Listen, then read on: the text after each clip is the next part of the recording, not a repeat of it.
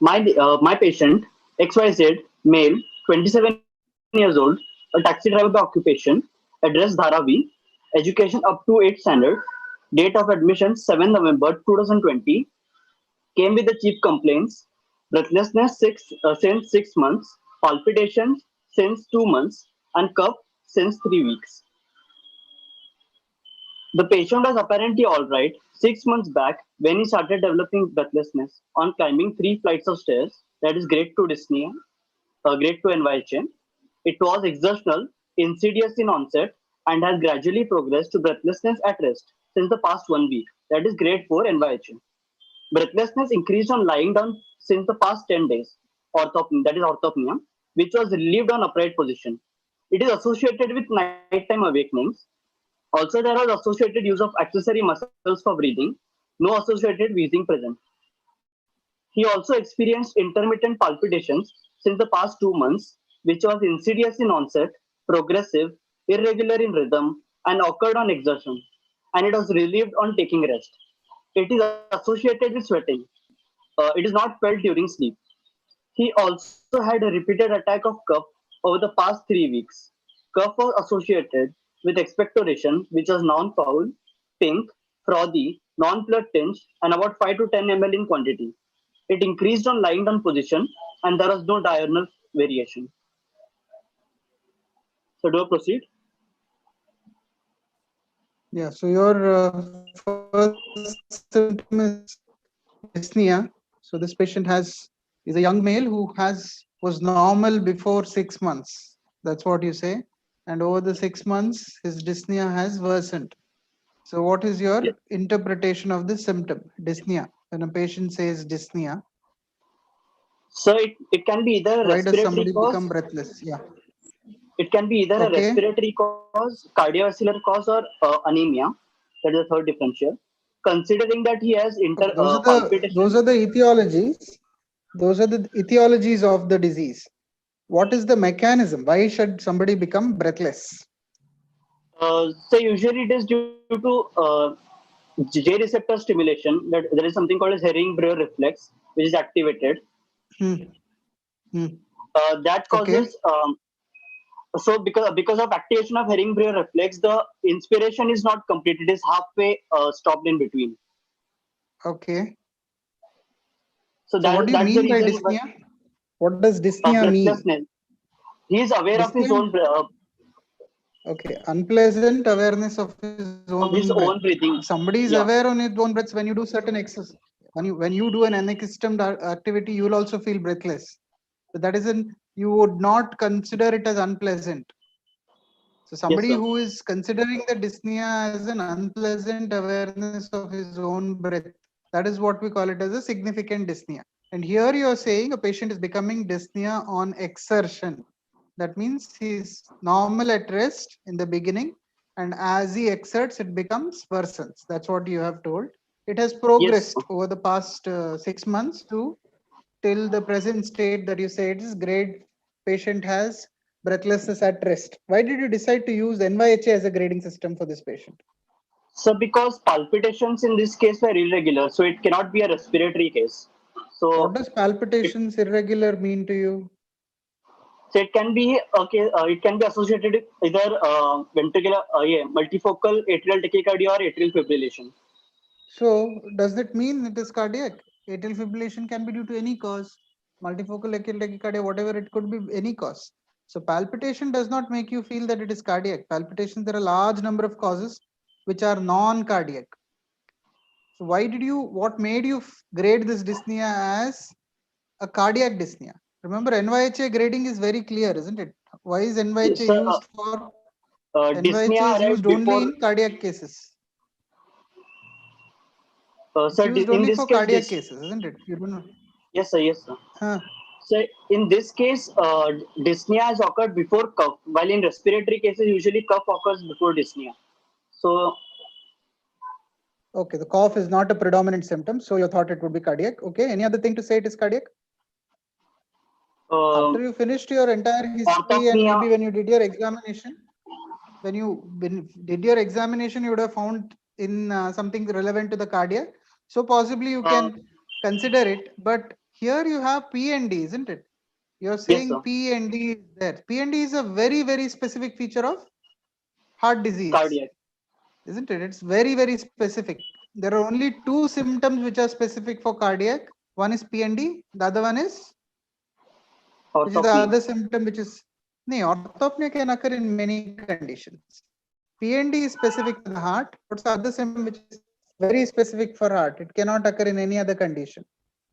Syncope. This patient with syncope can occur due to many other conditions also.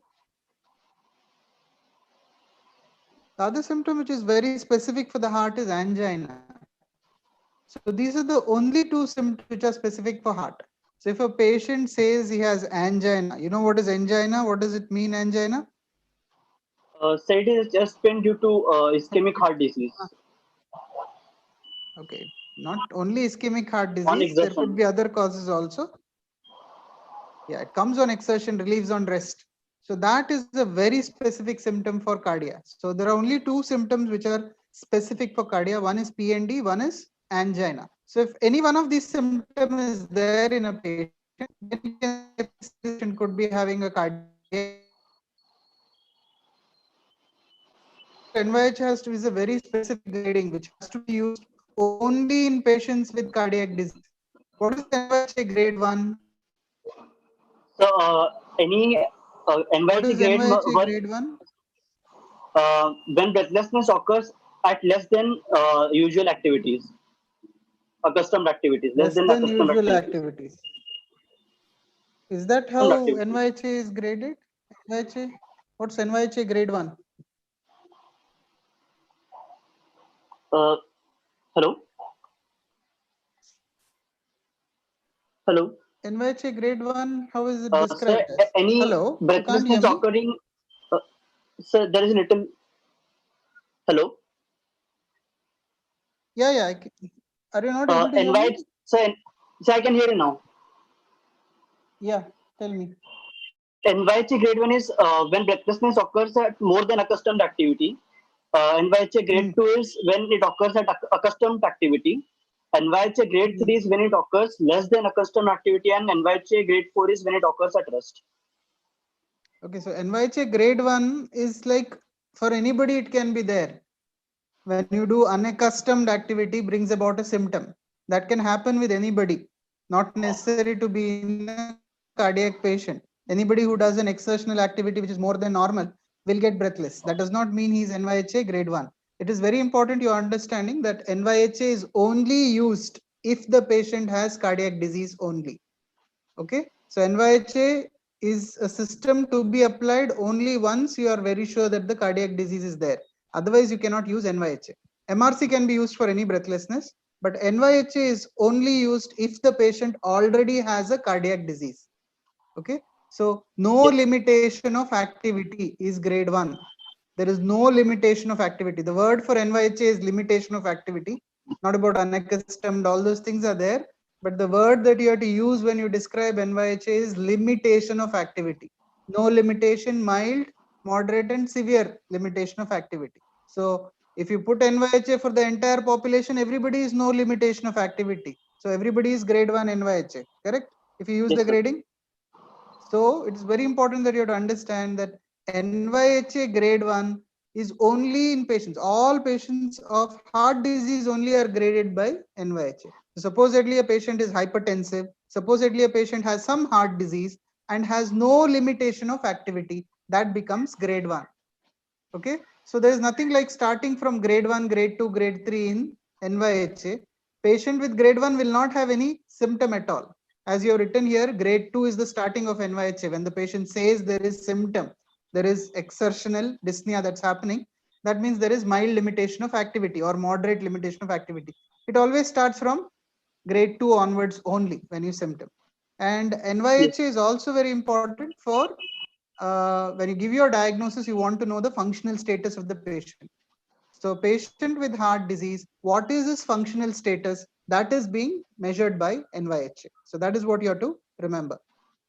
Okay. The second Yes. symptom you said is paroxysmal nocturnal dyspnea. What does PND indicate? So PND indicates that it is most probably a cardiovascular origin, breathlessness. Okay, what is the mechanism of PND, or what is it meaning? If PND Uh, is there, it means so what PND is cardiac problem? actually the patient becomes breathlessness after 1 to 2 hours of sleeping. It is usually caused by parasympathetic activation, and there are other mechanisms associated. That is due to the diaphragm pushing the lungs upwards and decreasing the lung capacity. Okay, so these are all the mechanisms for orthopnea, what you said. And again, remember, PND happens after 2 to 2.5 hours, not 1 hour. Again, remember, you said parasympathetic activity. What does parasympathetic activity do to the heart? It decreases the heart rate. It decreases the heart rate. So when will the patient with the heart disease become symptomatic? When the heart rate is high or low? Uh, when the heart rate is low. Low? Whenever you have a heart failure, if supposedly a heart is failing, what is your target? You want to target the heart rate to be low, or you want to keep the heart rate high? We want to keep the Whenever heart rate high so that there's. you want to keep the heart rate high, yeah? So remember, when you have systole and diastole, you understand systole and diastole. Whenever the Yes, sir. heart rate increases, which becomes shorter? As the heart Uh, rate increases, what becomes shorter? Systole becomes shorter. Systole remains the same. It is diastole which decreases. And remember, all the cardiac activities which is required for the heart happens in diastole. So as the heart rate increases, the diastole worsens. The diastole becomes shorter and shorter, and the cardiac filling will not happen. So the failure will worsen when the heart rate is high.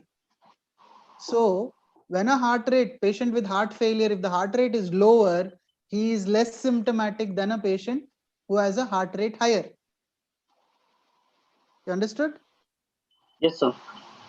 Did you understand that part? So whenever you have parasympathetic activity, heart failure cannot precipitate because the heart rate is decreasing. If the patient's heart failure should worsen, that means the heart rate has to increase. So what increases the heart rate?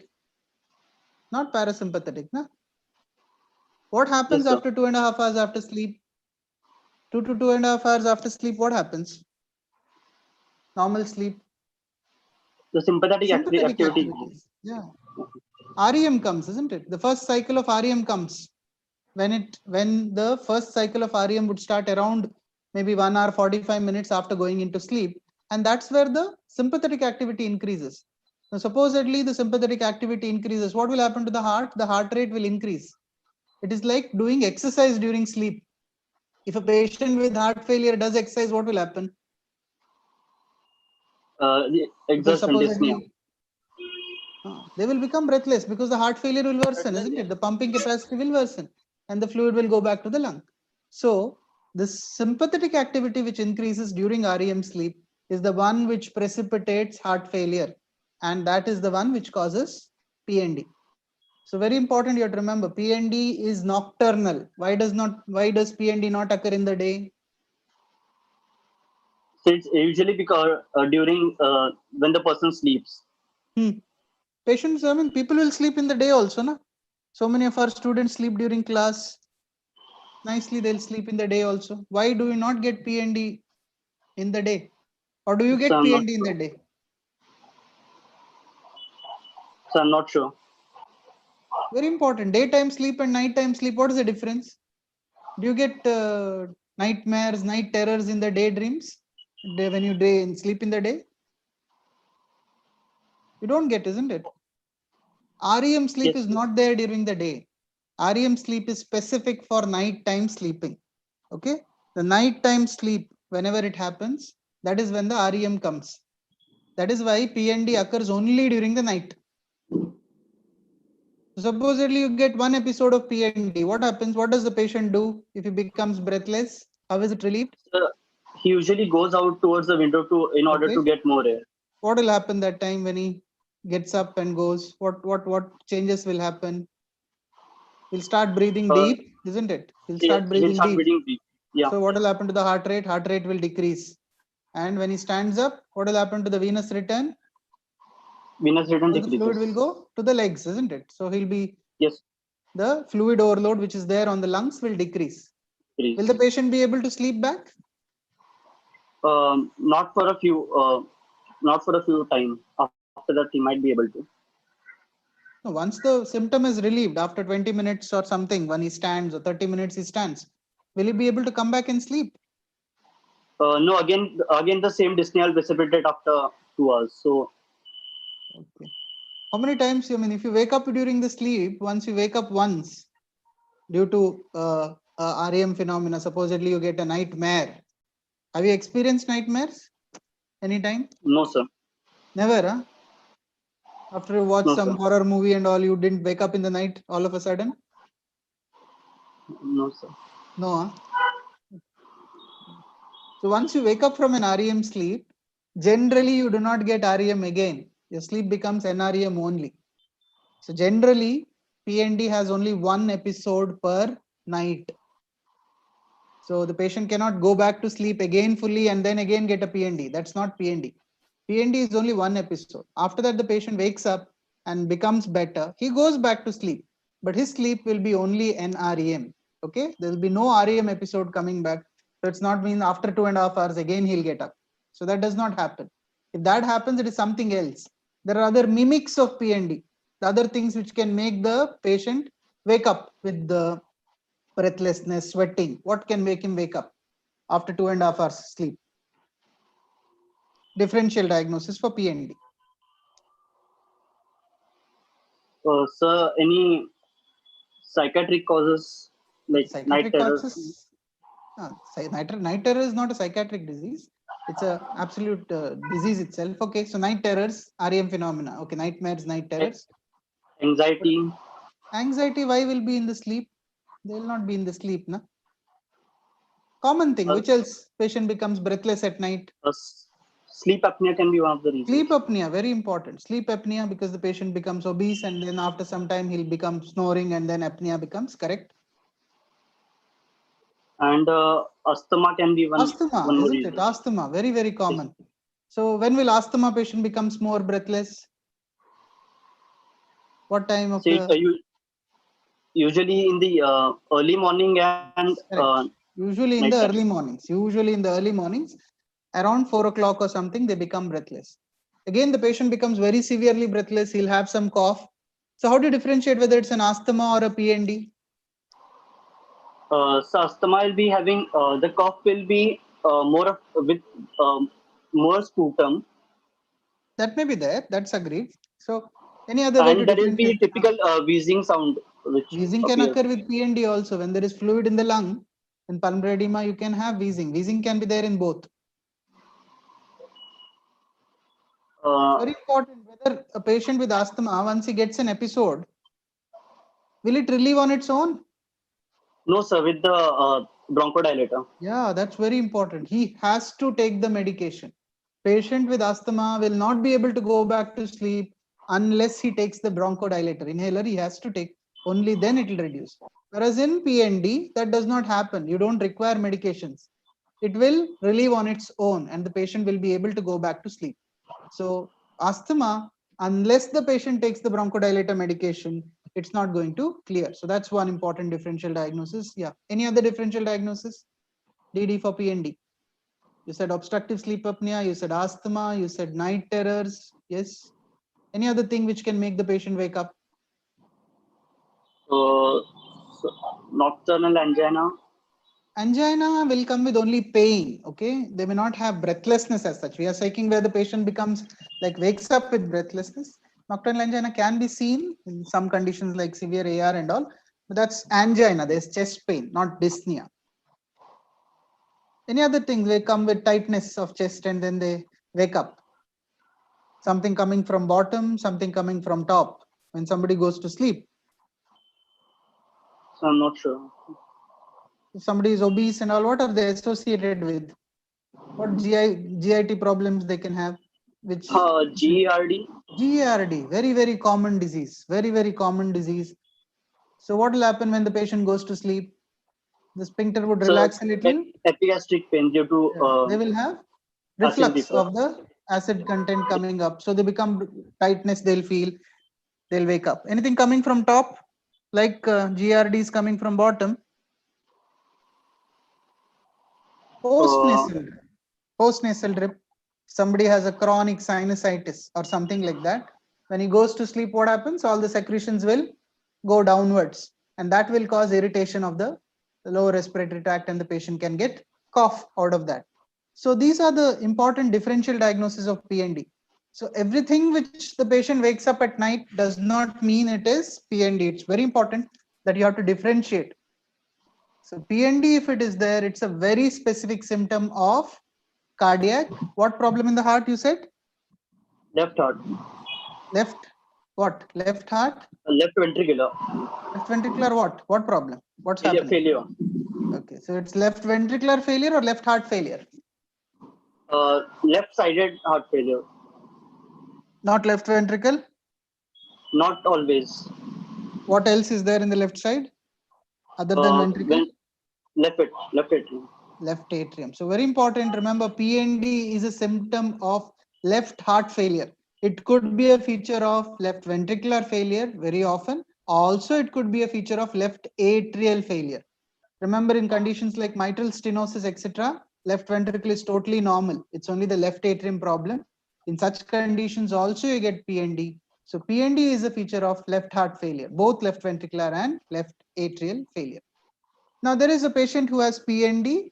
There is a patient who has orthopnea. Can you describe orthopnea to me? So orthopnea, the breathlessness occurs immediately when the patient lies down. Okay, immediately within 20 minutes, correct? So what will the patient do? In order to be comfortable, usually the patient sits in an erect position. Does he sit? He has to sleep, na? So then he uses more pillows while sleeping. He either uses more pillows or he keeps something propped up, and then he's able to go to sleep. Now, what's the mechanisms of orthopnea? You have described some of them that time. Can you list the mechanisms of orthopnea? There is redistribution of the blood volume. First thing, there is redistribution of the blood volume from the extremities to the lung. Correct. One of the reasons. Correct. And second reason, because when he lies supine, the vital capacity decreases as the diaphragm pushes the lung. Okay, diaphragm moves up, so the vital capacity decreases. Agreed? Yes. So redistribution of fluid, you said, diaphragm moves up, the vital capacity decreases. So these are the mechanisms which the patient, so it happens within 20 minutes. So is it specific for the heart, orthopnea? Not necessary. Yeah, it's not necessary. We already discussed the only two symptoms which are specific for the heart is? PND. And the only two, PND and? angina. What's the other symptom which we discussed? Angina. Please remember this. PND and angina are specific for the heart. So orthopnea does not mean necessarily heart. So what are the other causes of orthopnea? Ascites might cause gross because ascites, of the compression. Correct. COPD, a patient with severe respiratory disease where the diaphragm is already flattened out. So when the patient sleeps, the respiratory capacity decreases. Yes. Any other condition? Physiological conditions where they can have orthopnea? Pregnancy. Pregnancy in the third trimester, when you have a gravid uterus, they can have. You can also have in, yes, a gross obesity, as somebody has mentioned on the chats. Okay. Any other condition where you can have orthopnea? Primary related to diaphragm? Asthma also you can have, agreed. But diaphragmatic, related to diaphragm. Bilateral diaphragmatic paralysis. Okay. So diaphragmatic paralysis also can cause orthopnea. So orthopnea is not specific, but yes, remember orthopnea is a very important feature of heart failure also. So a patient with heart disease has PND, a patient with heart disease has orthopnea. Can they have both? Yes, sir. Your patient has both. Can it be there? Yes, sir. Both? Possible. It's possible. Yes. If a patient with orthopnea is able to sleep by doing some things like putting pillows or something, if he is able to lie down, then he can get PND. Now, what is the relevance of PND in a patient with heart disease and orthopnea in the heart disease. In other ways, which comes first or which indicates So severity of, which is PND more comes severe? first. Okay. Orthopnea is more severe. Okay. So PND comes early. Okay. Supposedly, what's the normal ejection fraction of the heart? Normal ejection fraction? More than 60%. Okay, so around 60-65% is the normal ejection fraction. And for whatever reason, the heart rate pumping capacity decreases and the ejection fraction starts falling. So once the ejection starts falling to maybe 50% or something, and the patient goes to sleep, and what happens after 2.5 hours, the heart rate increases. And that is when the first symptom would start. So PND is a symptom which would occur at a higher ejection fraction. Only when the heart rate is more, the patient becomes symptomatic. Whereas if the ejection fraction is 40 and below, you know the classification of heart failure based on ejection fraction? Are you aware of a classification of heart failure Yes, sir. based on the It can be ejection either a reduced fraction? ejection fraction or Correct. preserved ejection fraction, two types. That was the old one, preserved and reduced. Now we have one more category in between. One is I'm preserved not ejection sure. fraction. One is reduced. One is called as mid-range. Okay. So preserved means anything more than 40. Anything more than 40 is preserved ejection fraction. Anything less than 30 is called as reduced ejection fraction. And between 30 and 40, now it's called as mid-range ejection fraction. So heart failure with mid-range ejection fraction. Now remember, once the heart failure becomes mid-range and reduced ejection fraction, that's where they have orthopnea. Orthopnea indicates severe heart failure, whereas PND is a feature of early heart failure. So that is what you have to remember. So PND usually occurs first. So Yes. hope I'm clear with the discussion of dyspnea. Any doubts you have on this? No, sir. Okay, so based on your history, you have a patient who has been normal prior to 6 months. Orthopnea grading, there is no standard grading of orthopnea that I am aware of. I will look into it. If I find a grading, I'll let you know. I think somebody in the chat has asked that. I will look into that and let you know. So based on your symptoms, you have a patient who was apparently normal, young male, and has developed progressive dyspnea with PND in the last 6 months. Correct. So what is the possible disease you're thinking of? So it's most. Tell me. Sorry, sir. Yeah. Young male with heart failure. What is the possible disease? So it can be either left-sided heart failure. It can be even either a valvular heart disease. Yes. Or it can be dilated cardiomyopathy. Okay, so you have valvular heart disease, you said. Next you said is cardiomyopathy. Any other disease? When you consider the cardiac diseases, generally, if you see the gross classification of cardiac diseases that you get in your exams, you said valvular, and you said cardiomyopathy. What is the other one? You have 5 groups of diseases. Congenital like ASD, which Congenital, can present. correct. Congenital, then? And ischemic. Ischemic. And the most common? 5 we said. We finished 4. Most common heart disease as you age? Which is the Coronary disease heart. that comes? Coronary is ischemic. Coronary heart disease. Coronary is ischemic. That is correct. Which is the other disease which you get an age as you age? Calcifications. That's the valve. We have finished. The valve is over. Hypertensive. Remember, Hypertension. hypertensive is the heart disease. So these are the 5 groups of heart diseases that we have whenever a patient with heart failure is seen. So based on your this one, which is the first one you want to think? You want to think it's valvular heart disease as the first? Yes, sir.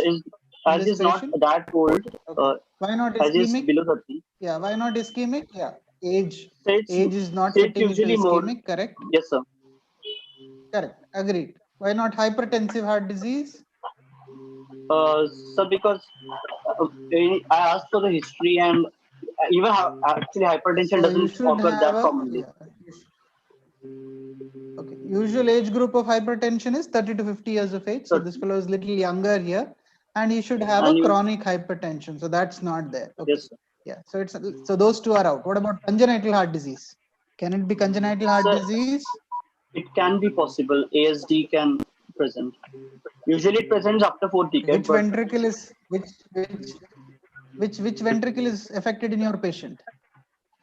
left Or side. which side is affected in your patient? Left side. So congenital heart disease, does it affect the right side, left side or right side? Do they have what failure? Shunt So lesions, after na? is yes, sir. The right side of the throat. Shunt lesions always will have right heart failure. So left heart failure Yes, is sir. unlikely, correct? Yes, So sir. if the patient had right heart failure, then your shunt lesions would have been considered since he's a young patient here. So here it is left-sided disease, so it's unlikely to be a congenital heart disease. Okay. What is the most common congenital heart disease that you see in adults? Uh, Aortic. Most common Sorry. congenital heart Atrial septal disease. defect. Atrial septal defect. ASD, yeah? No. No, this is so common. It affects the left side of Uh, the heart. Okay. This is Bicuspid not a aortic. shunt. It's Bicuspid. not a shunt. What is that? Bicuspid Correct. aortic wall. Bicuspid, correct. Yes, Aortic wall. bicuspid aortic valve is the most common congenital heart disease. Okay. It's almost 2% of general population. 2% of population. So every 2 patients you see in a 100 patients, you would have bicuspid aortic valve, and bicuspid aortic valve presents with left-sided failure. That's the most common congenital heart disease. Okay. So congenital Yes, heart disease less likely. So here we have only 2 possibilities. One is valvular and one is heart cardiomyopathy, isn't it? So that's the 2 things that you have narrowed it down to based on your history. Okay, so which valvular heart disease do you think this patient has? Is it aortic valve disease or a mitral valve disease? These are the 2 common diseases that you have. So based on your history, is it aortic or mitral? so most likely it is a mitral valve. Why do you say so? So because in aortic valve involvement, usually even chest pain is a symptom. Chest pain is a symptom. Okay, that is in aortic stenosis. So even in aortic What is regurgitation, the no. in aortic regurgitation angina can be there, but what is the main thing what differentiates a, mitral valve disease versus a aortic valve disease? Syncope Uh, would be a low cardiac output, which could be there in both. A very simple thing. Palpitation, Palpitations will be in AR also. palpitations. Okay. Okay, what do you mean by palpitations? I think we'll just discuss of palpitation, then we'll come back to this question. What is the meaning of palpitation? What does Sorry, sir. palpitations mean to you? Yeah? Hello. Yeah, you can, I can Yes, hear sir. you. Palpitations means unpleasant awareness of own's heartbeats. Okay. So why does palpitations occur? So it can What is the occur even mechanism behind palpitation? physiologically, or it can occur due to any skip heartbeats, or Okay, so what should be the what should change? the rhythm should change. Rhythm, Rhythm rate, should change. Agreed. and rate, Rate should change. Okay, and rhythm force and also. rate. Most importantly, rhythm and rate may be there. Is the force of contraction. So these are 3 mechanisms. Please remember again, there should be a change in the rate, change in the rhythm, or change in the force of contraction. Now, what do you mean by change in rate? So there can be either tachycardia or bradycardia. Okay, bradycardia also causes palpitations. No, sir. Usually tachycardia causes. Bradycardia does not cause palpitation. Uh, When the heart rate, we discussed that time, isn't it? When will the heart contract strongly? When the heart rate is higher or heart rate is lower? Lower. It can Lower, cause isn't it? bradycardia. Yes, sir. When the patient has a bradycardia or a bradyarrhythmia, they feel that sensation more stronger than the tachycardia. Okay. So bradycardia can also cause. So that's the first change in the rate. Change in the rhythm is when the rhythm changes happen. So either tachyarrhythmias or bradyarrhythmias. The most common mechanism is change in force of contraction. Now that can happen due to any chamber enlargement of the heart. be it right atrium, right ventricle, left ventricle, pulmonary artery, anything that enlarges will produce palpitations. Okay, so palpitation cannot be a specific symptom of any side of the heart.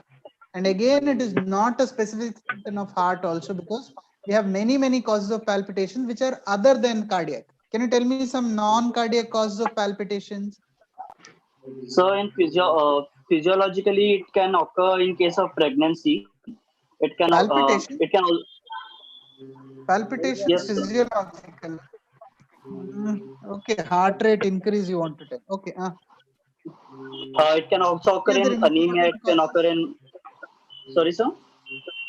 Yeah. Any other important Uh, causes? it it can occur Yes, in anemia. It can occur in thyrotoxicosis. and hypothyroidism.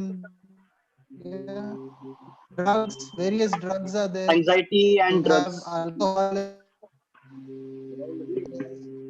So very important causes. Remember, cardiac causes are not the only causes of palpitations. You can get regular palpitation or irregular palpitation in any of the conditions. Because in fibrillation also we have a large rate which are unrelated to the heart. So palpitations is not specific for the heart, and palpitation also does not say whether it is a patient is having a mitral valve disease or an aortic valve disease. But remember, atrial fibrillation is more common with mitral valve disease. For purposes, mitral valve disease has atrial fibrillation. So if atrial fibrillation is there, then more likely to be a mitral valve disease. Okay.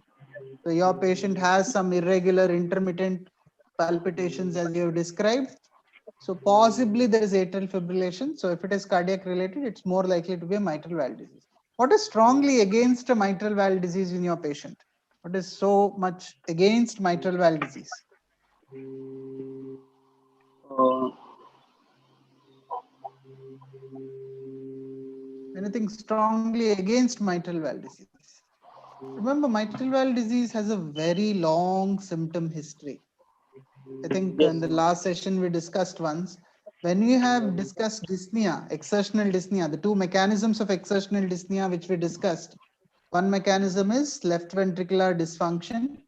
The second mechanism when you have is due to pulmonary hypertension. Okay, so these are the two mechanisms when a patient becomes breathless. So when you have PAH, pulmonary artery hypertension, or the patient has LV dysfunction. So remember, mitral valve disease, always the symptoms are due to the back pressure. Mitral valve disease, the symptoms are due to the back pressure that's happening. The back pressure is on the pulmonary artery. So whenever somebody has pulmonary hypertension, the duration of symptom is more than 5 years. So that's a very important thing that you have to remember. The patient should have a long history of dyspnea in a mitral valve disease. Whereas aortic valve disease, the symptoms are generally within 3 years, because there the left ventricle fails faster.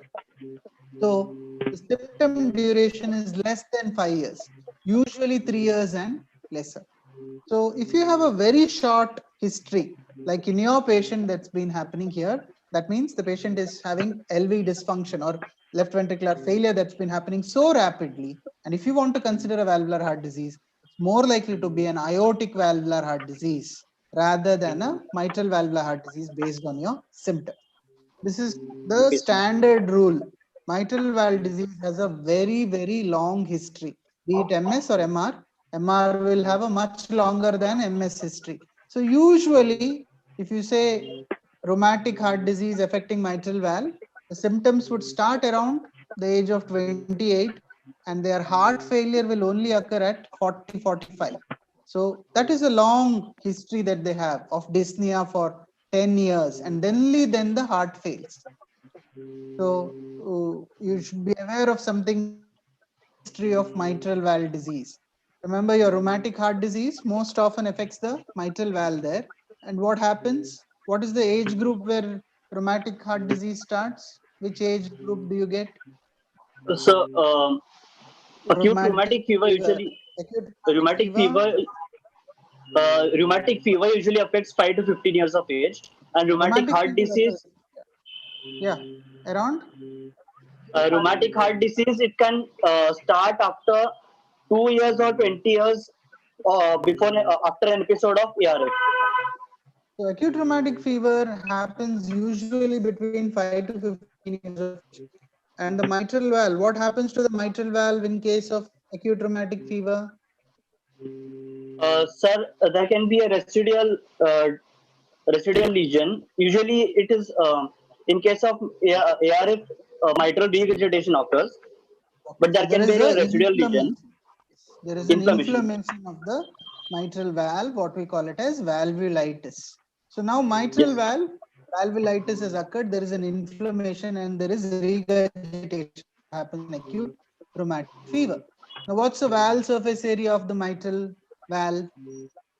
4 to 6 millimeters square, Millimeters or centimeters? centimeters square. Okay, so it's 4 to 6. That's the area, surface area that is there. And to become symptomatic for mitral stenosis, when will the first symptom of mitral stenosis appear? How much the aperture should be? It should be less than 2.5. Okay, so less than 2.5. So from 6 centimeters to 2.5, it has to reduce. So that takes a long time. So if they get a first episode of rheumatic fever around the age of 15, for the development of the first symptom of valvular stenosis, as we see in mitral stenosis, it would take another 15 years. So the first symptom they start developing is because of the valve surface becoming narrow to comes to around 2.5. So what happens that time? The back pressure will fall. Where will the back pressure fall on? It falls on the pulmonary veins. That Then is the later. What first chamber? Before left that. atrium. Left atrium. Left atrium. So left atrium enlarges. So that is the first symptom of mitral stenosis. Around the age of 30, the left atrium starts enlarging.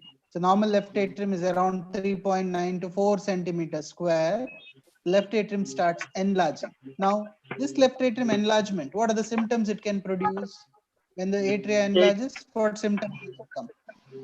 so it can compress the recurrent laryngeal nerve. That is that is Uh, that is later.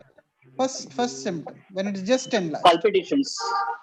Palpitations is the most common because atria is enlarged, so the patient will feel the more force of contraction or whatever is increased. Okay, as the Yes. atria keeps on increasing in size, it will start compressing. So compressive symptoms are, as you So said, hoarseness of voice. compresses the Hoarseness of voice. Compressing the hoarseness of recurrent left voice. recurrent That is laryngeal due nerve. to A okay, compression of left left recurrent recurrent laryngeal nerve. laryngeal nerve gets compression. Correct. Then After that, what dysphagia. else will it compress?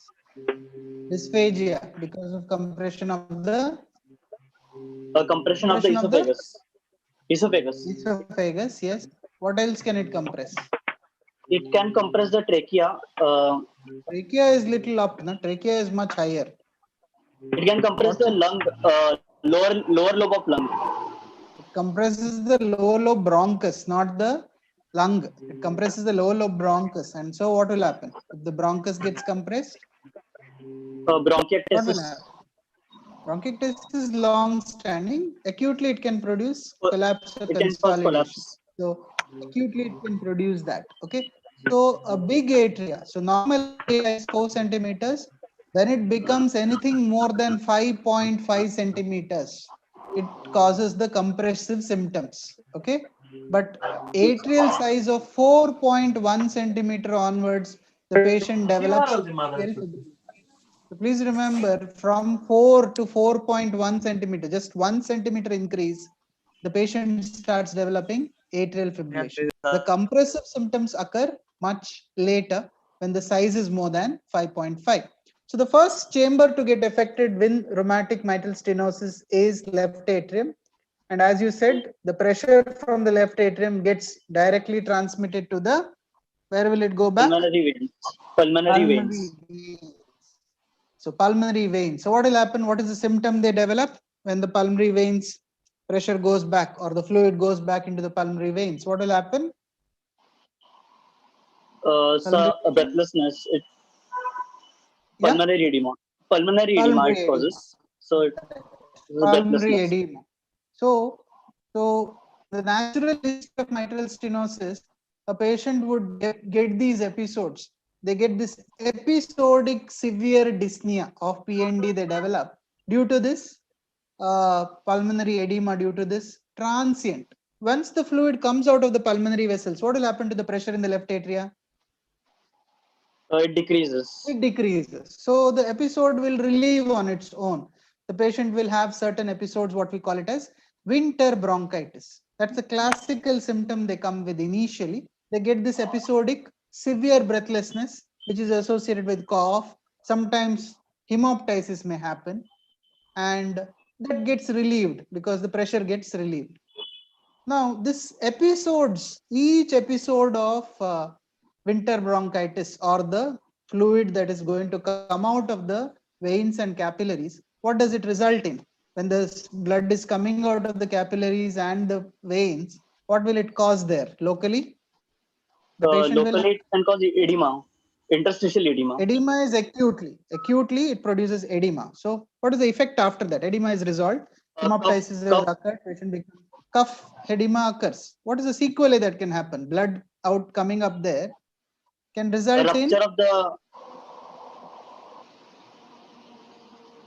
chronic. It keeps on happening again and again. So what pathology will occur there? Fibrosis will start. It starts stimulating fibrosis. So the pulmonary veins and the capillaries, which is attached to that, now the fibrosis of the wall will start happening. What we call it as arterialization of the pulmonary veins and capillaries. You understood what you mean by arterialization? What's the difference between a vein and artery? It's the wall, isn't it? yes, sir. Capacitance vessels versus resistance vessels. The arteries have thicker Thicker wall, which will prevent the blood from coming out. Whereas the veins and the capillaries do not have that. Now, this recurrent pulmonary edema episodes the patient developing will stimulate fibrosis and result in arterialization of the pulmonary capillaries and veins. Now, what will happen? Now, when the left atrial pressure is increasing, now what will happen? So the Will the pressure is pulmonary edema happen now? Will the no, so the pulmonary edema pressure will be happen? uh, The pressure now will not get directly transmitted to the next pulmonary chamber. artery. What is the next chamber? Pulmonary artery. Uh, So this is a very, very important thing that you have to remember. In mitral stenosis, initially for 6 months or 1 year, they get this episodic PNDs. Okay, they get this very much episodic PNDs, but within a fraction of time, within a very, very short fraction of months together, the pulmonary veins and the capillaries become arterialized, and now the pressure starts falling on the pulmonary artery. So the patient starts developing what? Pulmonary hypertension. hypertension. Okay, so the symptoms of pulmonary hypertension develops. So we said 15 years of age, the patient has mitral stenosis, rheumatic heart disease, there is mitral valvulitis. At around 28 to 30 years of age, the patient starts developing pulmonary arterial hypertension. What are the symptoms of pulmonary arterial hypertension? What will be the symptoms? Uh, so pulmonary hypertension results in right ventricular hypertrophy. Okay, so what are the symptoms? The three symptoms are exertional Exertional dyspnea, dyspnea. exertional syncope, and exertional angina. So remember, these are the three symptoms that they develop: pulmonary arterial hypertension, exertional dyspnea, exertional syncope, and exertional angina. Sometimes they develop palpitations also. Now, this pulmonary artery hypertension again progresses for around 8 to 10 years. So we said at around the 30 years of age, the pulmonary arterial hypertension starts. From the pulmonary arterial hypertension to the right ventricular failure again takes 10 years. So the dyspnea will slowly start progressing from grade 1, grade 2, grade 3, and finally the patient will have right ventricular failure around the age of 40. Understood? So that is the natural history of mitral stenosis. So pulmonary venous hypertension or pulmonary capillary hypertension, which is very transient, which is otherwise labeled as winter bronchitis. And then the patient starts developing progressive exertional dyspnea, which goes on for years together, 8 to 10 years. Finally, the patient develops right ventricular failure. Usually in mitral stenosis, right ventricular failure occurs at around 40 years of age. In mitral regurgitation, it occurs around 45 years of age. So that's the natural history of mitral valve disease. So this is how the mitral valve disease normally progresses. We discussed the first symptom that comes is, what is the first symptom we discussed in mitral Exertional dyspnea. stenosis? Sorry. No. Uh, Left Palpitations, atrium, na? What's the first symptom? enlargement. Yeah, Palpitations. palpitations. So palpitations is the first symptom. After that, they had episodic PND. Episodic PND. After that, they develop exertional dyspnea, and then they develop right ventricular failure. So this is the sequence that has to go for mitral valve disease. Clear?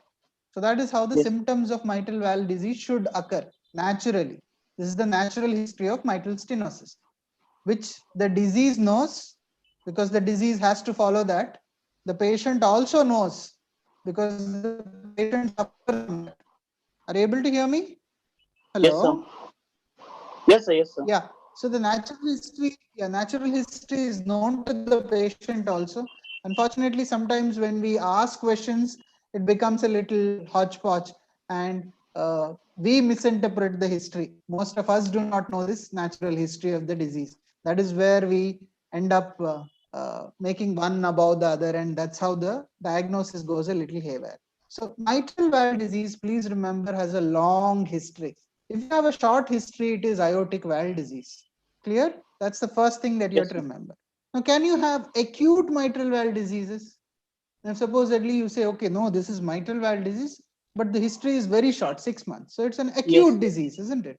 So what are the causes Uh, of this acute mitral valve disease? so it can be acute MR, which can be either after Ah, MI, that is papillary muscle rupture, or it can be post okay, so it valvular happens rupture. and yeah, happens under MI.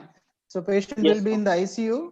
Patients generally do not come out after this papillary muscle dysfunction. So they won't be our exam cases. So that's out. Second cause, Infective the endocarditis causing infective rupture of the. endocarditis. Yeah. Infective endocarditis is a very important cause which can cause an acute MR. So the patient can have a fever in the past and an acute MR. Again, the patients are usually sick. Rarely it could be post procedure. Supposedly somebody has undergone a valvotomy. Valvotomy is done. Valvotomy is done for mitral stenosis. They can develop acute MR. So these are the only conditions where you can have an acute MR. So this patient does not look like he's having an acute any of these acute parts, because there is no past is any of those. So something a little more detail, you'll have to go into the history and ask whether he had any symptoms in the past. Again, remember, a stable heart disease, a patient who's been having a very stable heart disease, the heart failure can be precipitated. So what are the precipitating factors of heart failure? So atrial fibrillation. Okay, so the most important is the A's you have to remember. Number one, A is arrhythmia. Number two, A is anemia. So two things you have to remember, arrhythmia and anemia. These are the two things which can precipitate heart failure. After that, it could be due to drugs. Either the patient has stopped his drug, or he has taken any drug which can increase the heart rate. Okay, supposedly a patient who has valve disease and he has got a wheezing, and you started him on a salbutamol inhaler, the heart failure can get precipitated. Supposedly they consume alcohol, heart failure can get precipitated. But remember, the most important cause in arrhythmia followed by anemia. Second is drug. Either the drug is not taken, regular drug which was there he has missed, or he has taken a separate drug. Next is infection. Infection. Any infection anywhere in the body can produce precipitate heart failure. Most common infection is pneumonia. So supposedly they develop pneumonia, the heart failure can get precipitated. Okay. The other important thing that you have to always remember whenever a female patient is there, you'll have to always rule out pregnancy, because pregnancy can precipitate heart failure. So what are the important precipitating factors for heart failure? Can you repeat? Arrhythmia, anemia, Yes. Yes. fever, infections, mainly like Infections. pneumonia, Yes. pregnancy, drugs, Yeah. Both drugs, either they have defaulted their regular salbutamol. drugs, yeah, otherwise they have taken any drugs which are increasing their uh, heart rates, so that can precipitate heart failure. So that's what it can happen. So either something like this, so stable disease can have heart failure, and once that has been removed, the precipitating factor has been removed, the natural history will continue the same way. So here this patient has an acute heart failure, so either he has developed a complication like arrhythmia, as you say there is palpitations, that's why the heart failure has precipitated. That could be one cause, or he has had certain other comorbids. You say there is cough with expectoration, so he could get developed a lower respiratory infection, and that can precipitate a heart failure. So it could be still a mitral valve disease only, though the history is short, but the precipitation of heart failure is secondary to one of this, either an arrhythmia or a infection. So that is how you Infection. have to analyze your history. Clear? Yes, sir. Okay. Yeah, you can quickly proceed to the rest of the history. Uh, there's no history of chest pain, no history of syncopal attacks, no history of cyanosis. There's no history of fever, hemoptysis, wheezing, or pus associated with cough. There's no history of tiredness or fatigue. Again, remember, fatigue is a very important symptom of cardiac failure. Fatigue is a very important symptom of pulmonary hypertension also. These two things you have to remember. Okay, continue. There is a history of migratory joint pain, which involves the large joints, mainly knees and wrists, at around 11 years of age, for which medications were taken. There is no history of involuntary movements. Associated history of fever or skin lesions cannot be recollected by the patients. There is no history of skin rashes, nodules, small joint pain, or deformity. There is no history of drug abuse, previous cardiac surgery, or dental procedure. So what's your inference of this? To find out the cause of the valvular lesion, like whether it is rheumatic heart disease or What do you whether it think? is What do you SLE. think this is? So Okay, the so what do rheumatic you heart think this disease, is? This history uh, suggestive of? there is a history of acute This rheumatic history fever. is suggestive of? Okay, so you think it Acute, is acute rheumatic fever. Yeah. yes, sir. So around the age of 11, he had arthritis, which was involving the large joints. You said large joints, and it is migratory. So you think Yes, this sir. history is specific for rheumatic fever? Um, Just a large Usually, joint and it's my migratory. Hmm. so What cannot is the be, but most important thing? Yeah, agreed. Okay, since this history is there, it is fine. Remember, in most of your cardiac patients, you would have asked this question so many times, and so many of the students would have asked this history so many times that you finally end up telling that there is some joint pains. Again, remember, rheumatic fever history, you don't get rheumatic fever history in almost 60% of the patients. Only around 30 to 40% of the patients will give you the history of rheumatic fever. Why? Why is that? uh, they don't recollect it. Okay, it could have occurred very much early in their childhood, so they may not recollect it. Okay, that is one reason, maybe. Any other important reason? It might be associated without inflammation. So Okay, the patient may not have a significant symptoms at that point. The arthritis may not be significantly there. And you have an entity called as indolent carditis. You heard of an entity called as indolent carditis? no, sir. Anybody else wants to tell me about indolent carditis? There are some other people in the live. Anybody wants to tell me what is indolent carditis mean? Okay, it is silent carditis where the patient may not have any heart failure symptoms. Remember, uh, rheumatic fever, when it affects the heart, it produces pancarditis, and heart failure is the manifestation. So the patient may not have the heart failure as florid. They may not have arthritis also, though arthritis is, arthralgia is very common. But if you want to say specific rheumatic fever, if it is rheumatic fever, it responds to only one drug. What is the drug it responds to? Um, for Acute inflammation, rheumatic it fever. responds to NSAIDs. NSAIDs. Which NSAIDs? Aspirin. Aspirin. And it is a high dose of aspirin that we have to use. This is a very important thing that you have to understand. It's not the normal dose of aspirin. So what is high dose aspirin? How much is this high Uh, dose aspirin? Around 75 to 100 milligram per kg per day. Okay, so that's the very, very high dose, 100 milligram per kg per day. So if supposedly a child of 11 years has 40 kgs weight, how much will be the dose of aspirin? 100 milligrams Uh, per kg. Around 40 kg 4 will grams. be 4 grams of 4 aspirin. grams. So 4 grams of aspirin, how many tablets? Each tablets maximum we have is 325.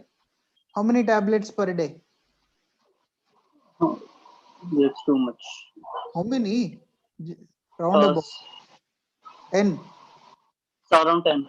Okay, so 10 tablets, 10 to 15 tablets of aspirin has to be taken for what's the duration of treatment of acute rheumatic fever?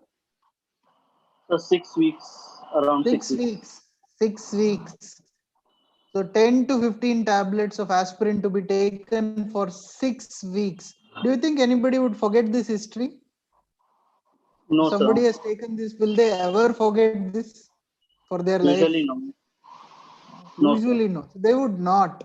So the point is that acute rheumatic fever, though it's common in our country, it's much commoner than what is there in the West, and so many acute rheumatic fevers are there, not to the level which was there earlier.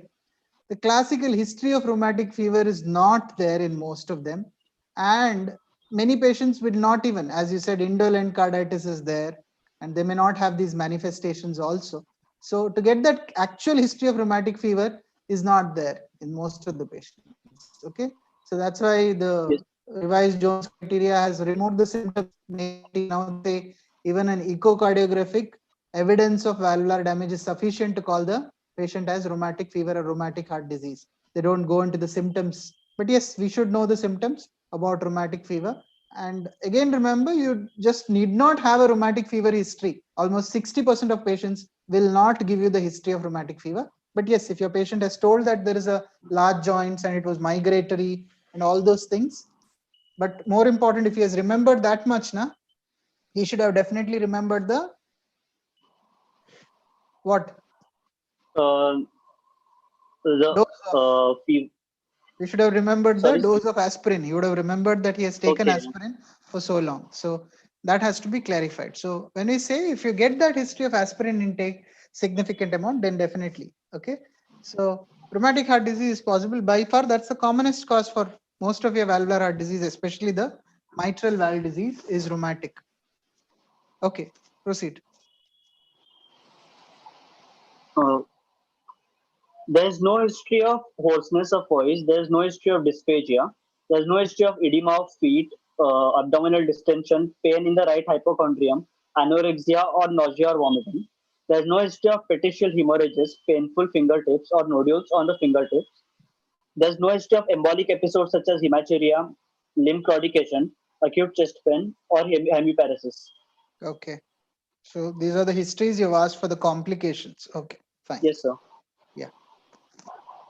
Continue. Under history of treatment, the patient was taken to the hospital 2 months ago for breathlessness, where he was told that he has a heart disease for which oral medications were given.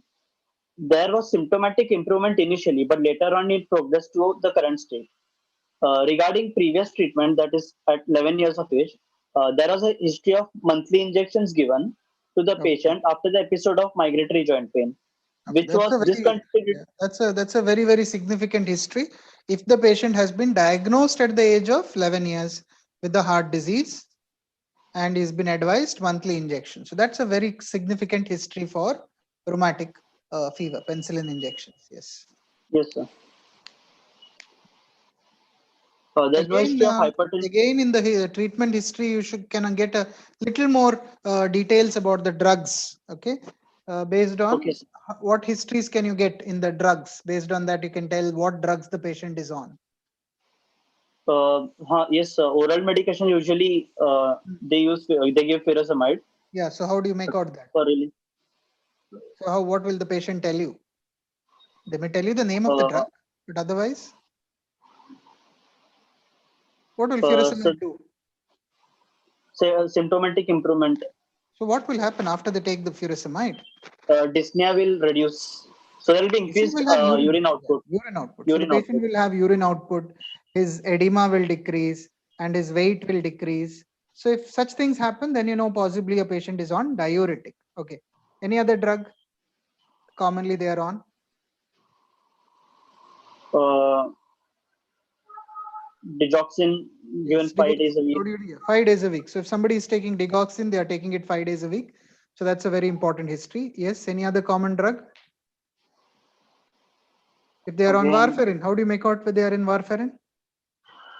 uh, If supposedly they have atrial fibrillation, we start them on warfarin, isn't it? yes, sir. So what will the advice be given to them? The specific timing of Okay, timing, yes, one timing. Anything else? You monitor? INR, Yeah, monitoring of INR. they'll be telling them to monitor the INR. Very frequently the INR has to be monitored. So the patient will tell you. So based on this, you can say that if the patient is already on warfarin, then you know this patient has already having atrial fibrillation, correct? Atrial Yes, fibrillation sir. would be there.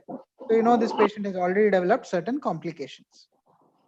Yes, sir. So drug history has to be a little more detailed. Patients will tell you, and most of the patients will tell you the names of the tablets also. And if by chance the patient tells you the name, you can include it in the history. Okay, there is Yes, nothing that you have to. You can say the patient says he's on aspirin, he's on warfarin, or he's on Lasix. Patients generally know the names of the tablets also. yes, sir. Okay. Yes. Continue. There's no history of hypertension, diabetes, asthma. There's no history of previous surgeries. There's no Okay. history of weight loss, low-grade fever, night sweats, or hemoptysis. Okay. There's no history of breathlessness or any known cardiac disease in the family. There's no history of cardiac-related death in the family. Fine. Diet is mixed. Calorie intake 1600 kilocalories per day. Protein intake is 35 grams per day. Appetite is decreased. Sleep was disturbed initially due to the episodes of breathlessness, but was relieved as the patient started sleeping in a semi-erect position. Bowel and micturition habits are normal. There's no Okay. history of smoking or alcohol or any other drug abuse. What about the weight? Weight. So weight, I mentioned it in the general examination.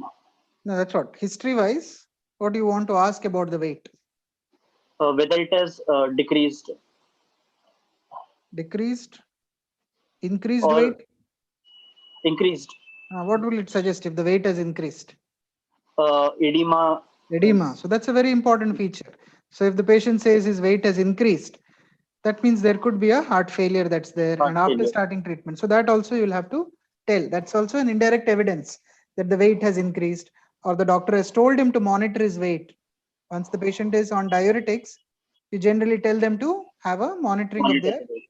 weight. So that is also an important clue to say the patient is having heart failure. Yes. Yes, sir. Socioeconomic history.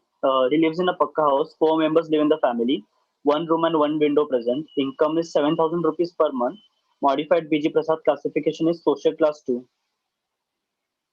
Uh, Okay. Summary. A Hmm. 27-year-old patient, Mr. XYZ, presented with grade 4 dyspnea, which is associated with orthopnea and PND, intermittent irregular palpitations on exertion, cuff Hmm. with pink for this expectoration, and a past history of migratory joint pain. Based Okay. on the history, it is most likely to be a right heart lesion causing left-sided cardiac disease, causing pulmonary congestion. So the details which I'll So keep are again, remember on history, it is the symptoms we are diagnosing. We are diagnosing the symptoms. So here is a patient who has PND and dyspnea, palpitations. Correct. These are the symptoms. Based on those yes, symptoms, what is our diagnosis? If somebody has PND, somebody has orthopnea, what is our diagnosis? most a cardiovascular case, left heart Cardiovascular, failure. what complication? What you're talking about is heart Left heart failure, failure. isn't it? So Yes, left sir. heart failure. So that's the diagnosis based on the history. So the patient has, young male, has presented with 6 months duration of progressive left heart failure with possible atrial fibrillation. Correct? Yes, sir. So your symptom analysis will tell you that much. And then there is a past history of rheumatic fever. So you don't say that rheumatic fever is the diagnosis. Rheumatic fever is the etiology for the diagnosis. Present diagnosis is acute heart failure, acute left ventricular failure or left-sided heart failure with atrial fibrillation. The Yes, sir. disease possibly is a rheumatic heart disease. Okay. So that is what Yes, sir. your diagnosis. Based on your history, you're going to get the complications and the symptoms. Since your patient is giving a very strong history of rheumatic fever and monthly injections, etc., so your rheumatic heart disease comes. If that was not there, our etiology could have been other causes also. Heart Yes, failure sir. could be due to other disease also. So remember that it's the heart failure and atrial fibrillation as your diagnosis at the end of the history. Left-sided heart failure with atrial fibrillation, possibly secondary to a rheumatic heart disease or the valvular heart disease. And yes, which is the most common valvular heart disease in males? Some mitral regurgitation. Mitral regurgitation. Okay. In females? In females, stenosis is Which is the most o- well o- tolerated rheumatic heart disease? mitral stenosis. Most well tolerated. Well tolerated is regurgitation. Okay. So mitral regurgitation is better tolerated than MS. So MR is, so the most common, if you put all the valvular heart disease together due to rheumatic fever, how common is mitral valve getting involved in rheumatic fever? Some mitral valve around only mitral valve it gets around 50% Okay. or more. Okay. Causing usually it is most common it is mitral stenosis plus mitral regurgitation. Hmm. Only mitral stenosis, if we go to say, it might be around 20-25%, Hmm. and in combination it is around 35 to 40%. Okay, so combination of MS-MR is almost around 35 to 40%. Isolated MS could be there around 30% of patients. Isolated MR is less likely, but it can happen around 20% of the patients.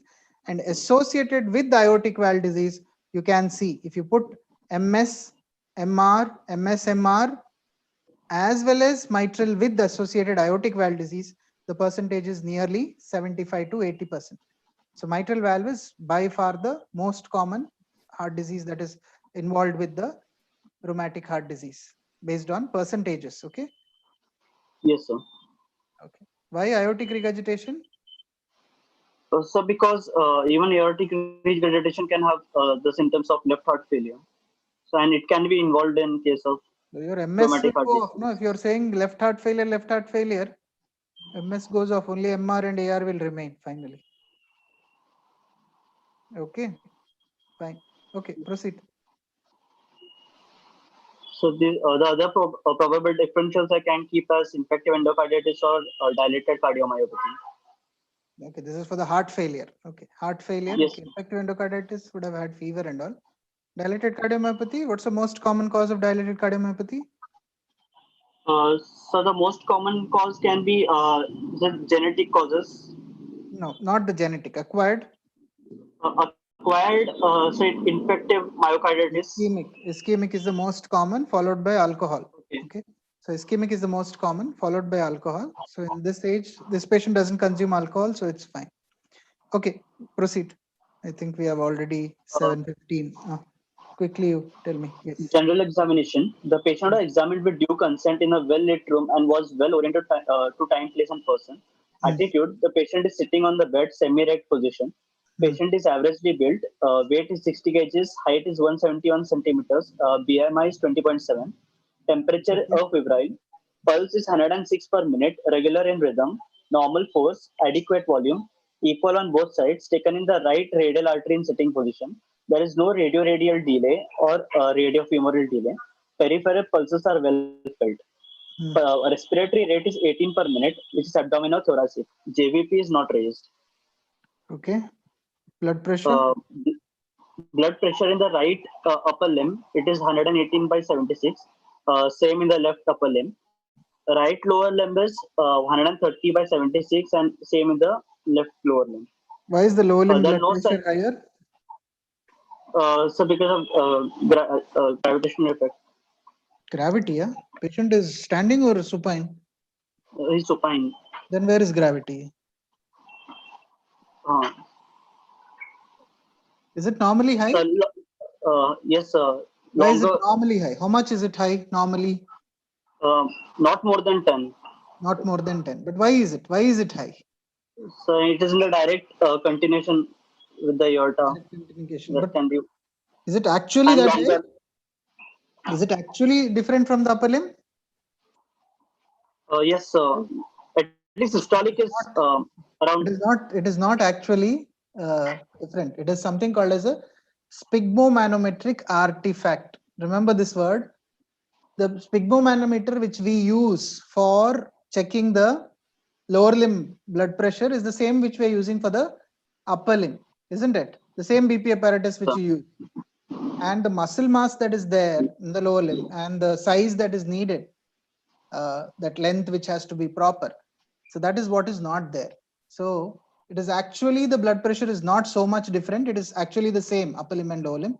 What we get a high value is what we call it as a sphygmomanometric artifact. That's the word that you have to use. Why the lower limb blood pressure is higher than the upper limb? It is actually a sphygmomanometric artifact. If you check a intra-arterial blood pressure, it is the same in the lower limb and the upper limb. Again, in the lower limb, how did you check this blood pressure? Where did you tie the cuff? On the calf, and I checked at the tibialis posterior artery. Posterior tibial. Again, remember, in the posterior tibial and in the dorsalis pedis, you can get the systolic blood pressure by palpation. The diastolic you have to get by auscultation. Na?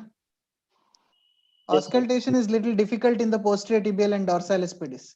Auscultation only you can do it in the popliteal fossa if you tie it in the thigh. So it is sufficient if you measure the systolic blood pressure in the lower limb. Remember, in the lower limb, systolic blood pressure you can palpatory get because all your significance, which condition is it significant? Lower limb blood pressure. Aortic regurgitation. Aortic regurgitation, isn't it? Aortic regurgitation, that is, what is it called as? A Hill sign. Hill sign. So there it is the systolic that is enough. So you don't have to get the diastolic. It's palpatory systolic is sufficient. Okay, unless you have the cuff that is there of that size, which can cover the thigh and you can auscultate the popliteal. So you can only mention the systolic. Okay, fine. Yes. Based on the findings so far in your patient, which valvular heart disease is most likely? Some mitral valve. So you have a pulse rate of 100, which is regular, and the blood pressure is 118 by 76. So of the 4 valvular heart disease that you have, MS, MR, AS and AR, which is most likely? Some mitral valve. Which one? Mitral stenosis or mitral regurgitation? So that we can confirm on examination of the cardiovascular system. No, you don't require cardiovascular system. All your cardiac diagnosis can be made by the pulse. What is the pulse pressure in your patient?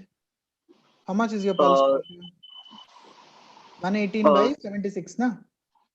Yes, sir. How much is the difference? So it is around 50. 50. 118 minus 76 is 50, yeah? Yes, sir. Really? It's 40, na? No, sir. Yes, sir. 40. 42. It's a normal pulse pressure. So it most probably is MS. Yes, sir. MS. It is MS. Okay. What should have been the pulse if the MS would have been there? What should have been the rhythm? Rhythm should have been usually irregular, but it is paroxysmal. So please remember, mitral valve disease, you should have atrial fibrillation. Now, why did you not get atrial fibrillation in this patient? So it may be a paroxysmal atrial fibrillation. Okay. Now, what do you mean by paroxysmal atrial fibrillation? It occurs only on exertion. Only on exertion. Yes, sir. It occurs paroxysmally, not only an exertion. It occurs at some times. Okay. As what did I tell you about the left atrial size that time? What's the normal left atrium size I told? Less than 4. Less than Less 4. than 4 centimeters. And, okay. When will atrial fibrillation start? I told. More than 4.1. 4.1 atrial fibrillation starts. By 4.3, okay, 4.3, understand? 4.3, the atrial fibrillation in mitral valve disease becomes permanent atrial fibrillation. Did you get it? That means the size, when it reaches 4.3, or some books mention 4.5 also, it becomes permanent atrial fibrillation. Okay, so in mitral valve disease, left atrium is enlarged very, very early, correct? In the natural history we discussed. So it is very rare that the paroxysmal atrial fibrillation happens in mitral valve disease because it is generally there. So why did you not get the irregularity? Any other cause you want to think of? I'm not sure about any other cause. Or it may be under the association of drugs. Okay. Drugs, what do the drugs do? They decrease the heart rate, na? And rhythm control also. But the heart rate should be low, na? Yes, sir. Also. Your heart rate is 106. So it cannot be drugs. Okay. Drugs cannot be there. So I think possibly you should have checked for a longer time or checked a little later again, maybe you would have got the irregularity. Otherwise, when the rhythm is regular and the low blood pressure is there or the blood pressure is normal, you know this disease is aortic stenosis. Based on your pulse, it is aortic stenosis. See, based on your history, you had left ventricular failure, left heart failure, and you had a pulse which is a low volume pulse. Blood pressure is below 120 and it is regular. Based on this, your heart disease is aortic stenosis. If it was irregular, mitral stenosis would have been possible. If it was a high volume pulse, when you say high volume pulse, the pulse pressure is more than 60. So if supposedly you had a little wider pulse pressure, then it could have been MR or AR. So MR or AR, again, you could have made out the difference based on your irregularity. If you had a wide pulse pressure and irregular pulse, it is MR. If you have a wide pulse pressure with regular pulse, it is AR. Yeah. Okay. PH developing does not have, PH is predominantly coming onto the right side. It does not have any change onto the left side. So pulse does not become different when there is PH developing. Okay. So based on this finding so far, your valvular heart disease looks like it is aortic stenosis rather than mitral disease. Okay, proceed. So the next two things that you have to examine carefully in the cardiovascular system. One is the position of the apex and the type of apex. And second thing that you have to examine is the parasternal heave. And third is the JVP. If these three things you tell, you should be able to finally diagnose your patient. Yes, sir. Okay. So tell me about the apical impulse, parasternal heave, and JVP. So the apical impulse is seen lateral to the midclavicular line in the left fifth intercostal space. So it is shifted outwards. Is shifted out. Okay. Yes, sir. But in the fifth intercostal space only. Yes, sir. Okay. So it shifted out. How much area does it occupy? So usually in your patient, area is it in one space? Sorry, sir. Space? In your patient, is it in one space or it is more yes, than? Yes, sir. Only in one space. In one space. One space only. Okay, fine. Okay, fine. So should I continue? Parasternal pulsations present? Yes, sir. Left parasternal heave is visible. Okay, so left parasternal pulsation is present and there is apex shifted just laterally. So it's just laterally, sorry, a localized apex. So what is the valvular heart disease that is possible now? Mitral stenosis. Mitral stenosis. So aortic valve disease cannot have parasternal pulsation. So parasternal pulsations is against aortic valve disease. So you have parasternal pulsations, that is a feature of right ventricle or pulmonary artery. So your disease is MS or MR now. There's the only two possibilities that is remaining. Now MS or MR you can make out by based on your apex. So if the apex is MR, in MR the apex would have been shifted down and out. and Yes, it sir. would be a diffuse apex or a hyperdynamic apex. Hyperdynamic apex or a diffuse apex.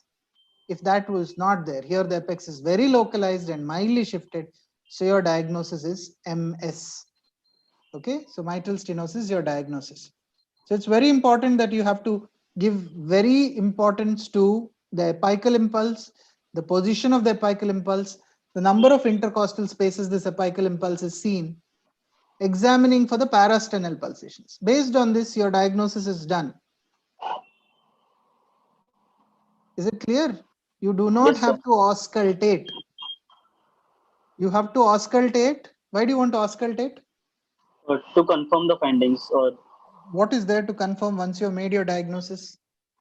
Confirmation is you do echocardiography.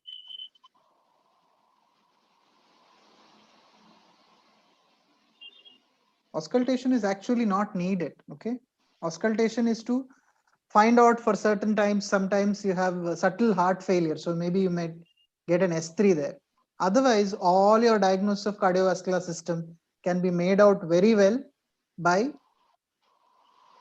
inspection and palpation alone. Inspection and palpation alone. For congenital heart disease, maybe you'll have to auscultate for the heart sounds, not the murmurs. Murmurs does not make out. Murmurs never give you the diagnosis. Okay, murmurs are yes, sir. the least important thing.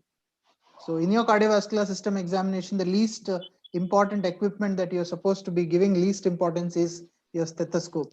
Okay, so your Yes, sir. palpation and inspection is the most important thing that you have to concentrate on, and very, very carefully you'll have to look for the apical impulse, because that will tell you the clue for your entire diagnosis. Okay, what are the characteristic features of an apical impulse, normal apical impulse? So it is seen medial. Normal apical impulse is seen medial to the mid-clavicular line and the fifth intercostal space, left side, around 1 to 1.5 centimeter medial. Okay, So it is 1 to 1.5 centimeter medial to the mid-clavicular line. left mid clavicular line, correct? Sir, again, it has a gentle thrust. It is not forceful. The proper word, proper word. What is the character? It is gentle. Thrust is a big word. Thrust is a big word. It is called as gentle tap. Okay. Okay.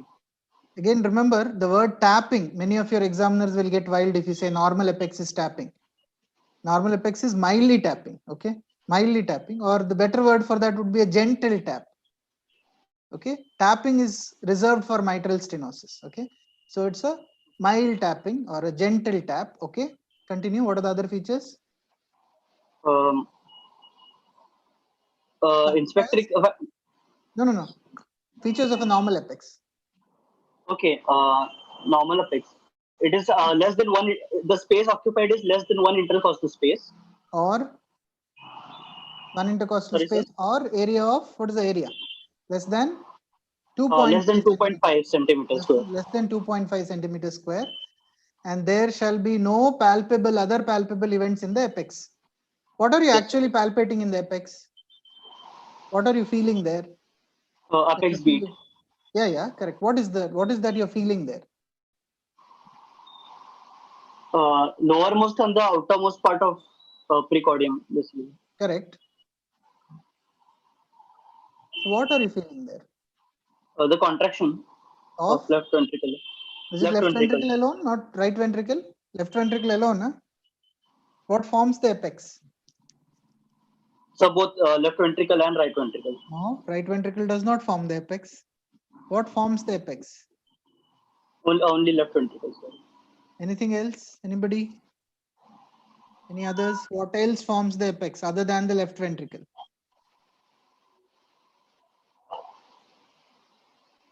Not right ventricle. Right ventricle does not come to the apex. Some part of the interventricular septum also is there. IV septum, interventricular septum also forms the apex. What you're actually feeling at the apex is the first heart sound. So louder the first heart sound, if it is more loud, it will be felt better. The tapping apex, what you get in mitral stenosis is nothing but the loud first heart sound.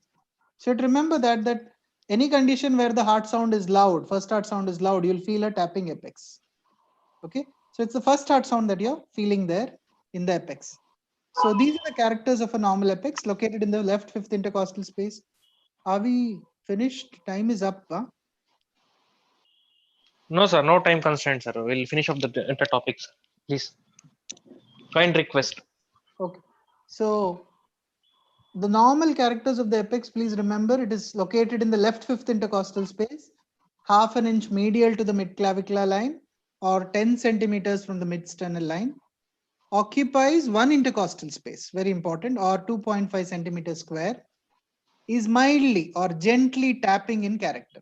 And there will not be any other palpable event in the apex. There should not be any other palpable event in the apex. So once we say the apex, the first thing that we look is the position. And next is how big it is. Is it occupying one space or it is occupying more space? Now, if it is occupying one space, we call it as a localized apex. And if it is occupying more than one space, that means it is occupying two spaces or three spaces. It means it is a diffuse apex. Am I clear?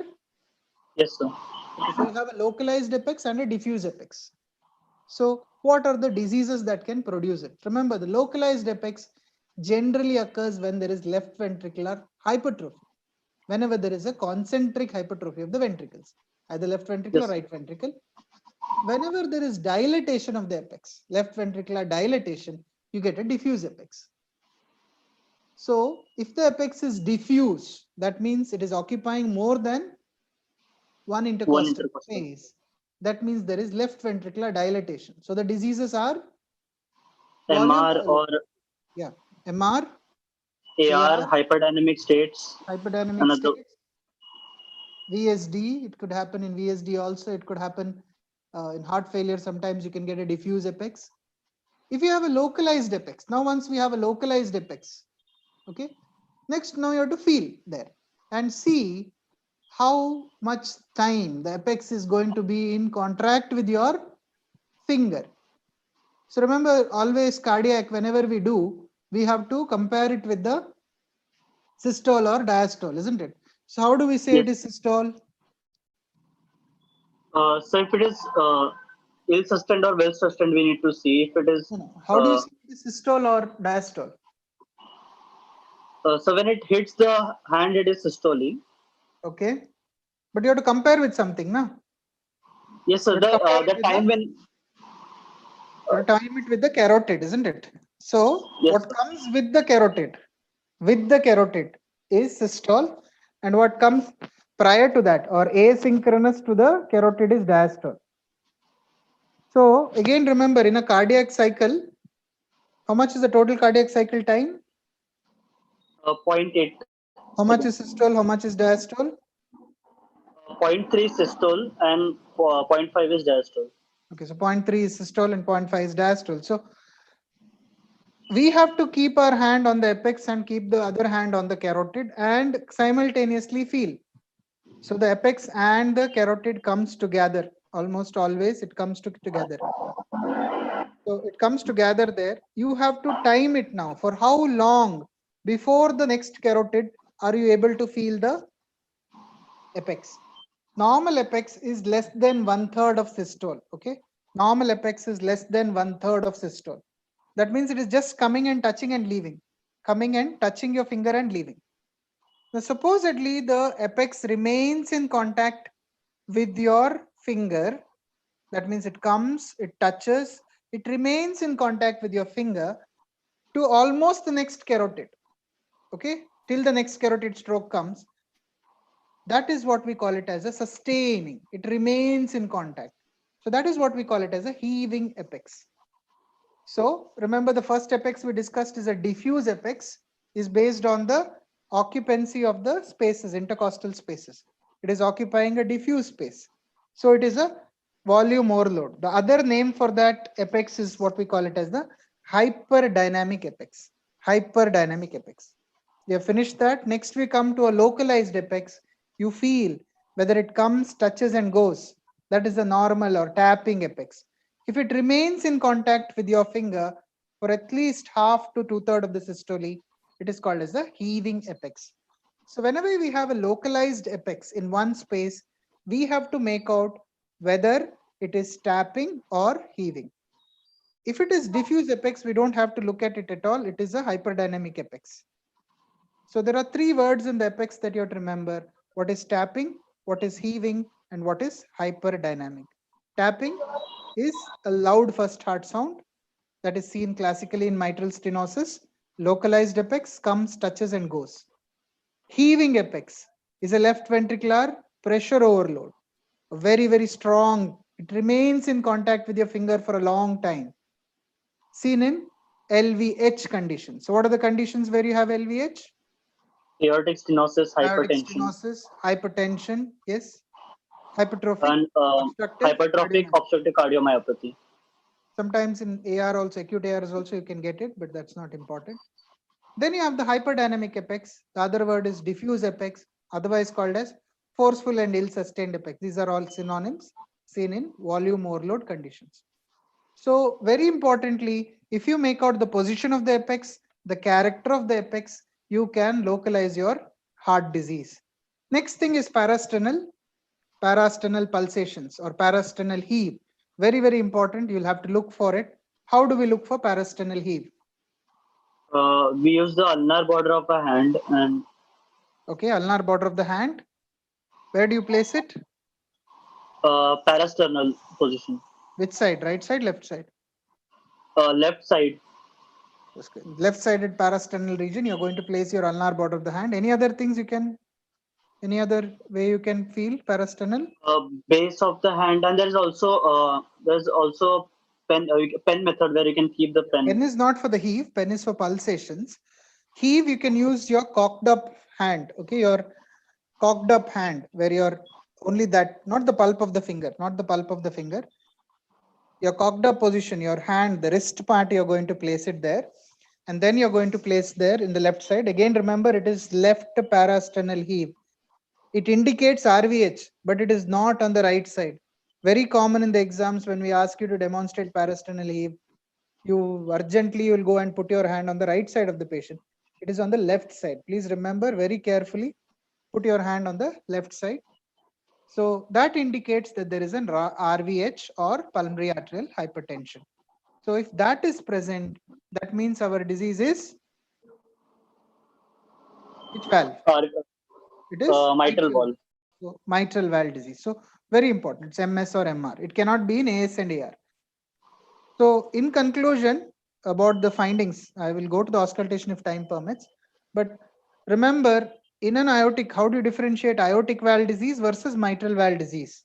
1, 2, 3 points. The left parasternal heave. History-wise.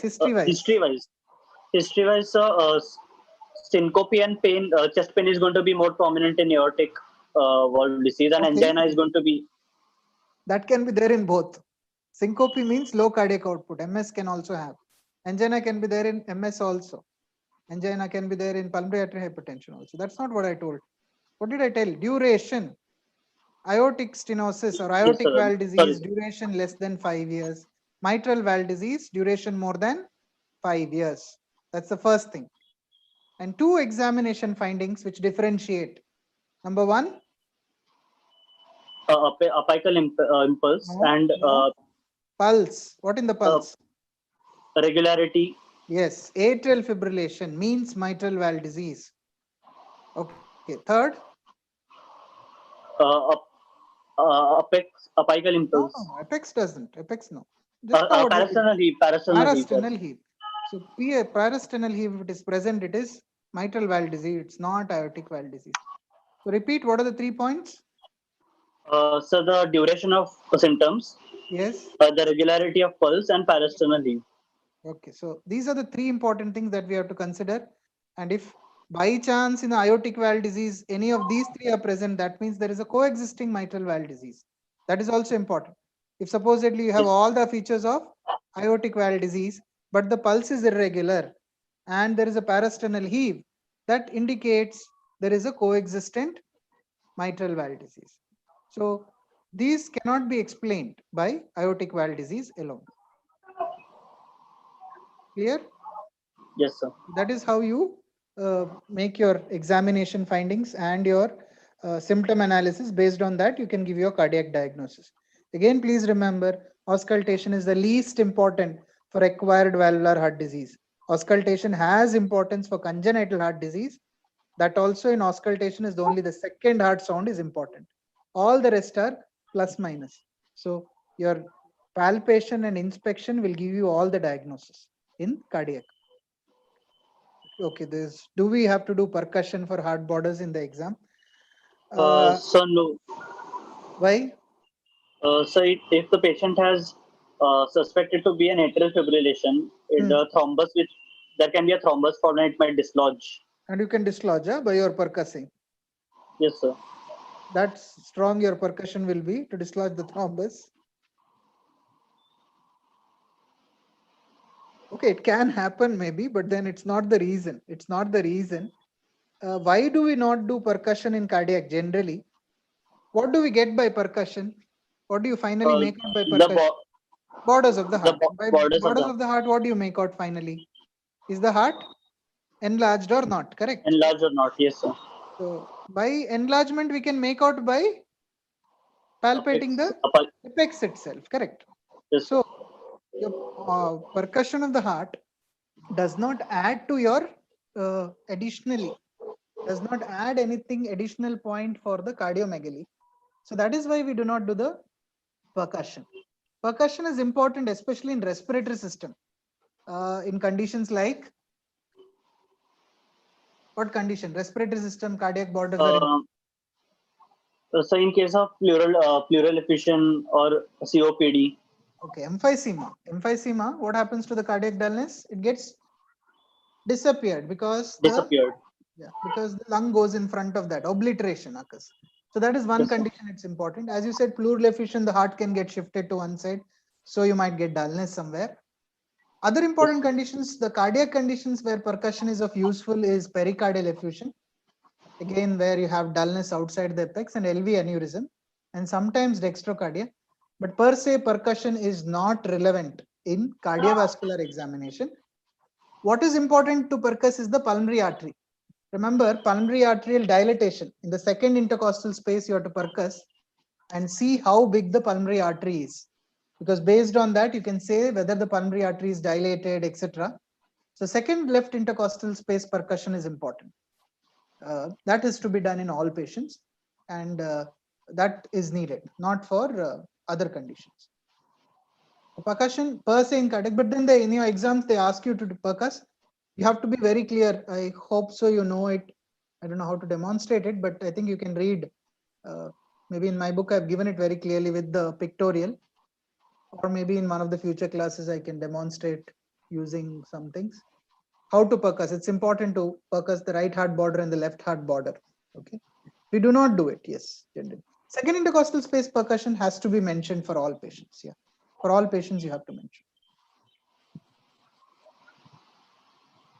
Any other questions or doubts regarding so far? No, sir. Anybody else in the chat wants any doubts before I go into auscultation? Because that's the least important thing.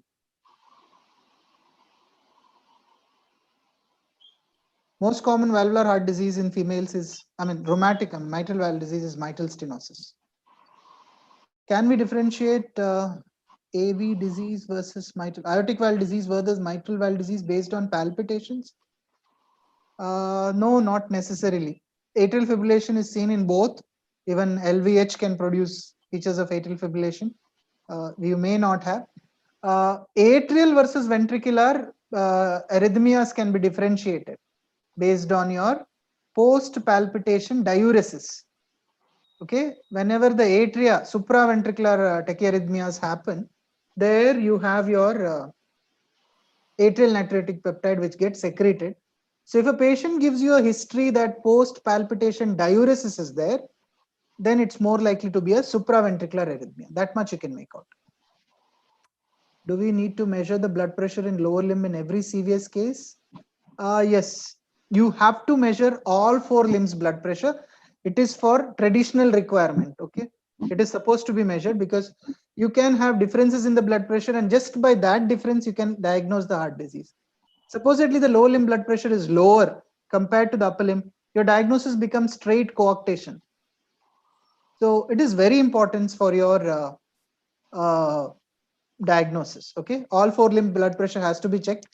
More importantly, in your in your mitral valve disease, there is atrial fibrillation.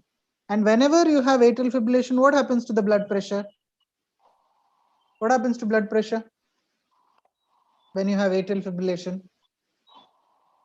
Blood pressure also will vary, isn't it?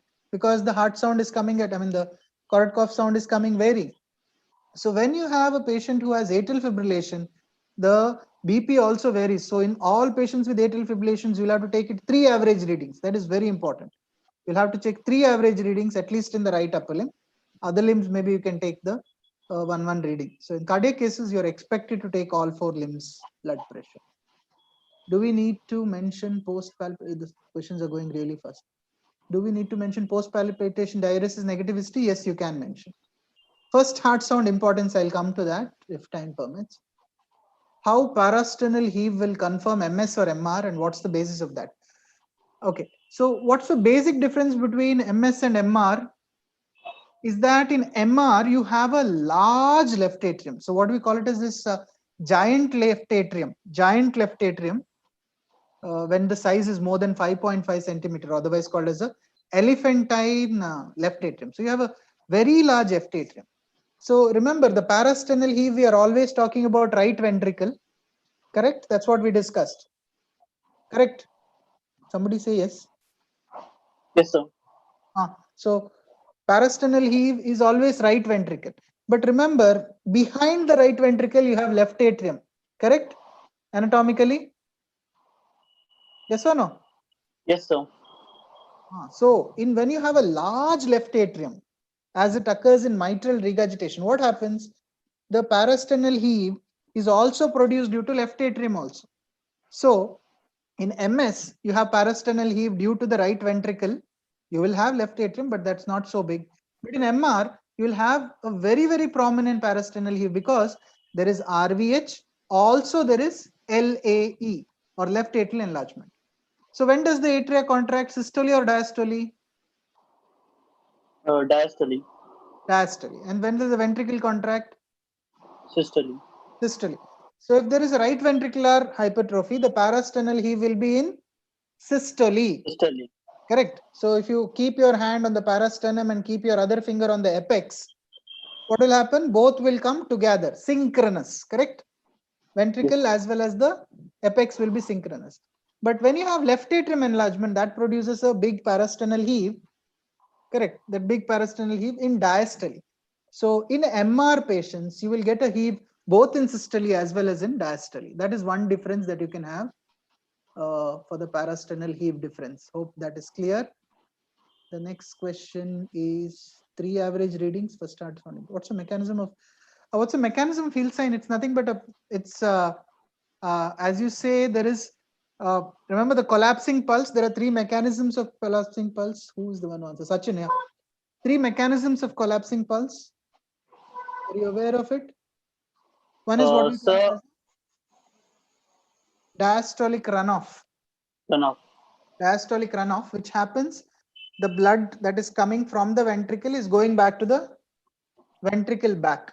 Also, when there is so much of blood that is coming up from the ventricle out, there is vasodilatation. Sensing by the baroreceptor. Yeah, baroreceptor will sense it, and there is vasodilatation that happens. And the vasodilatation, that blood has to reach to the periphery, so the vasodilatation will be more in the periphery. So lower limb will have, generally the blood will sort of pooling occurs supposedly, and that is why the lower limb blood pressure is a little more than. That's why for the severity of Hill sign, that is the mechanism described. The peripheral vasodilatation phenomena is more. I hope that answered that. Pressure overload MS. That okay. Tell about pulmonary artery percussion interpretation. Okay, see the second intercostal space. Remember parasternal, the second intercostal space on the left side is where the pulmonary area is there. They're supposed to percuss that area. normally that area should be resonant, because remember the pulmonary artery is very small. Normally you should not get dullness there. But as the pulmonary artery dilates, when there is dilatation of the pulmonary artery, what happens? That region becomes more and more dull. So normally you have to take a measurement from the parasternal, that is the left parasternal edge, till how much dullness you get. Laterally you will have to measure. Normally it is 0. Okay, you do not have dullness at all. So more than whatever 1.5 centimeters or 2 centimeters, that is what we call it as pulmonary arterial dilatation. Again, remember, second intercostal space percussion dullness means pulmonary arterial dilatation. It does not mean pulmonary arterial hypertension. Pulmonary arterial dilatation can occur in conditions where there is no pulmonary artery hypertension also. Like you have a condition called as idiopathic pulmonary arterial dilatation. It's a condition which is associated with your connective tissue disorders like Marfan syndrome, Ehlers-Danlos, etc., where you have an idiopathic pulmonary arterial dilatation. The pulmonary artery dilates. There is no pulmonary artery hypertension. So there also you get dullness in the second intercostal space. The third cause for second intercostal space dullness is pulmonary arterial aneurysm. Again, due to various conditions, you can have an aneurysm of the pulmonary artery. So these are the three causes of left second intercostal space dullness. One is pulmonary arterial dilatation, idiopathic. Second is aneurysmal dilatation of the pulmonary artery. And third is pulmonary arterial hypertension. Here, clinically, pulmonary artery hypertension is more important cause. Hope that answered that. Any other doubts? No. Okay. Yeah, quickly go on to the finish the auscultation. In the mitral area, there is a loud S1 heart sound, an opening snap, followed by a low-pitched rumbling mid-diastolic murmur, which is better heard in the left lateral position and with the bell of the stethoscope. It is a grade 4 murmur.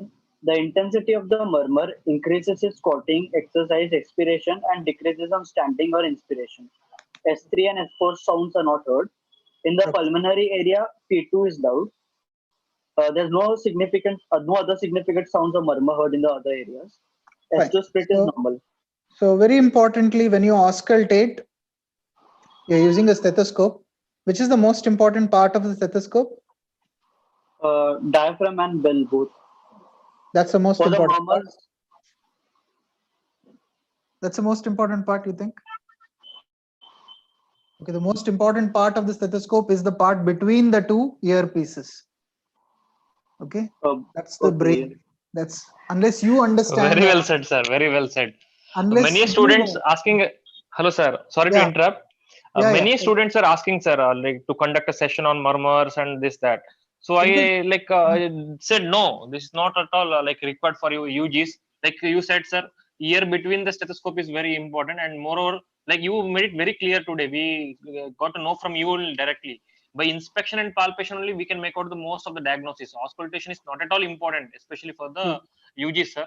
You stress that on that point. Thank you, sir. It is the point for anybody and everything, because that is blinded. What I hear, I can't tell you what I hear. I can't show it to you.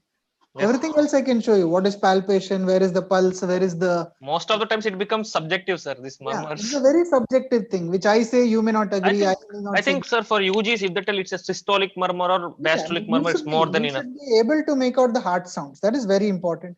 You should be able to say this is loud, this is soft. Okay. You should be able to tell you which are the conditions where you use the bell. See, remember, bell is supposed to be used. Now, if I ask you to auscultate for this patient has heart failure, and I ask you to auscultate for the S3, you have to auscultate with a bell, because that is a low pitch sound.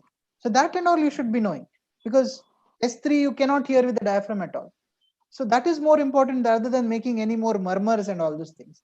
S3, when you have to auscultate, whenever a patient is in heart failure, you have to auscultate with bell. That is very important.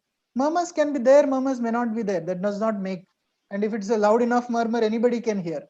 Not only you, the nurse, the attenders, the patient himself can hear. So that does not make a big difference for us, which murmur and all. But yes, you have to make out systole and diastole. I'm not saying it's not relevant. Theoretically, you can know. See, I can tell you 7, 8, 12 causes of mid-diastolic murmur. That is there. That's a very common question they ask you in your vivas also. list the causes of mid-diastolic murmur, and every year in your paper it comes 8 causes for mid-diastolic murmur. All that is theoretical. It is important, agreed. It's not that it is totally not important, but it is not, it should not be a point of what do you say, what I hear, I can't hear, so I'm something lesser. If your clinical diagnosis, this patient has atrial fibrillation, this patient has heart failure, this patient has cardiomegaly, if you made out that much, that is more than enough. What is the cause? Even echocardiography will not make out so many times. Okay, so here you're saying that systolic murmur we ascertain by simultaneously palpating the carotid. Yes. Please remember, whenever we say in cardiology, it is 2 words: synchronous with the carotid, asynchronous with the carotid. The word is not together or afterwards. It is not together. We use the word synchronous. Okay, that's the correct word to be used. Systole is synchronous with the carotid, or synchronous with the apex, or synchronous with the pulse, and diastole is asynchronous with the pulse. That's how you say whether it is systole or diastole. Now here you said it's a grade 4 murmur. You have already told on palpation that there was a thrill. So moment there is a thrill and it's a diastole, it means it's a grade 4 murmur. Okay, and all thrills in the mitral area are diastolic except for acute MR, which will never be kept for in your exam. So if you find a thrill in the on palpation in the mitral area, it means there is mitral stenosis. That is what you have to remember. How do you feel a thrill? So thrill by the base of fingers. Base of the fingers. What is that part called as? Base of the it is called as we call metacarpal head of the metacarpal. right, Use the metacarpal. proper word. Again, so much of theory read, everybody would read books and everything. If in the exam once it happened, I've seen it also. We said, how do you feel it? Then they said, sir, metacarpal head. Then we said, okay, demonstrate. And what happened? Metacarpal head is on both sides, na? Inside and outside also is there, na? Yes, sir. Understood? It's on the Palmar palmar surface. side as well as on the dorsal side also. The candidate was answering wonderfully and he knew everything. But then when we asked him to go and put his metacarpal head, he went and put the knuckles from outside on that part. So it happens. So it is not, you have to know it. That is from the palmar side. As you said, it is metacarpal heads on the palmar side, not the dorsal side. So metacarpal heads is felt, and it's felt like, how is it described as? It's how is the murmur palpable described? murmur. Yeah, I know. How does it feel like? What is it feeling like? I didn't understand the question exactly. No. What is it? What is it? It is felt like. What is it? What do you describe it commonly as? Purring Purr of the cat. Purring of. What do you mean by purring of the cat? It's like a Have you soft seen touch. a cat or felt a cat? Yes, sir. Okay, so how do you make the cat purr? It's like a soft vibration which we feel Yeah, on the hand. how is that purring of the cat? When does the cat do that? Okay. You have held a cat anytime? Yes, sir. How do you hold the cat? So I'm not sure. Not exactly. How do you hold a cat? How do you hold a cat normally? Or how did you hold the cat? So I've never held it actually. I never held it. I've touched it. You just touched it, huh? Okay. So normally when you hold the cat, it's not like pinching on the nape of the neck and pulling. That's not holding the cat. Holding the cat, you hold it with the tummy. Isn't it? You hold the cat with the tummy. And the vibrations that you feel in your finger that time, that is what is called as a purring of the cat. It's not touching the cat's tummy or cat's head and all. That's not the purring. Purring is felt when you hold the tummy of the cat. That's how you feel the purring of the purring. That's what is said. And for all practical purposes, the murmurs in the mitral area, which is felt, palpable, are always diastolic, and the murmurs in the aortic and pulmonary areas, which you feel, are systolic. So thrills in the mitral area is diastolic, and thrills in the pulmonary and aortic area are always systolic. So that's also you can make out. So whenever you have a thrill, you know that there is a equivalent murmur that is there. What are the features of pulmonary hypertension? I think some of the last questions, I think. Yeah. What are the features of pulmonary artery hypertension? So hemoptysis, then left ventricular failure leading to pedal edema. Why left ventricular failure? Pulmonary hypertension. Hemoptysis. Hemoptysis, okay. Right ventricular failure may be there. Clinical signs. What are the signs of pulmonary hypertension? Diastolic shock is palpable. Okay, what is That the is diastolic shock? a palpable P2 sound. Palpable P2. Palpable P2, correct. Second, Then we might have JVP. Only if there is pulmonary hypertension, we might have what? prominent A wave in Prominent A JVP. wave in the JVP. Okay, correct. Then, If what else there on if there palpation you is can get? parasternal heave, Parasternal heave is a feature of pulmonary artery hypertension. Okay, auscultation wise? auscultation wise, loud P2. Loud P2.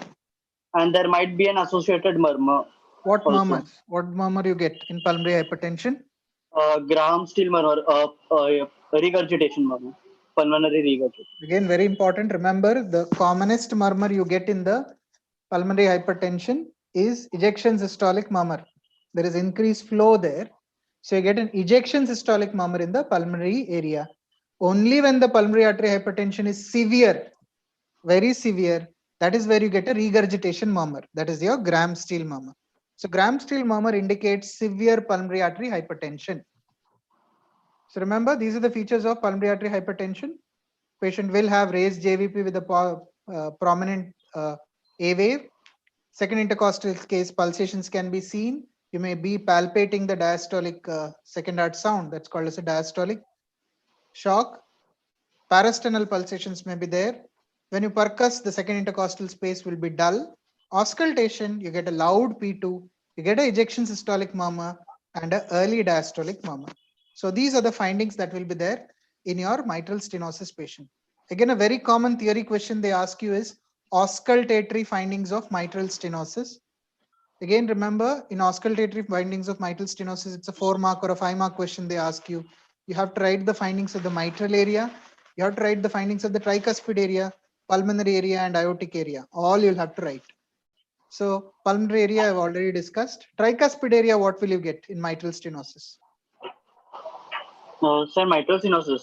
There can be a tricuspid regurgitation. Yes, tricuspid regurgitation. So what will you get?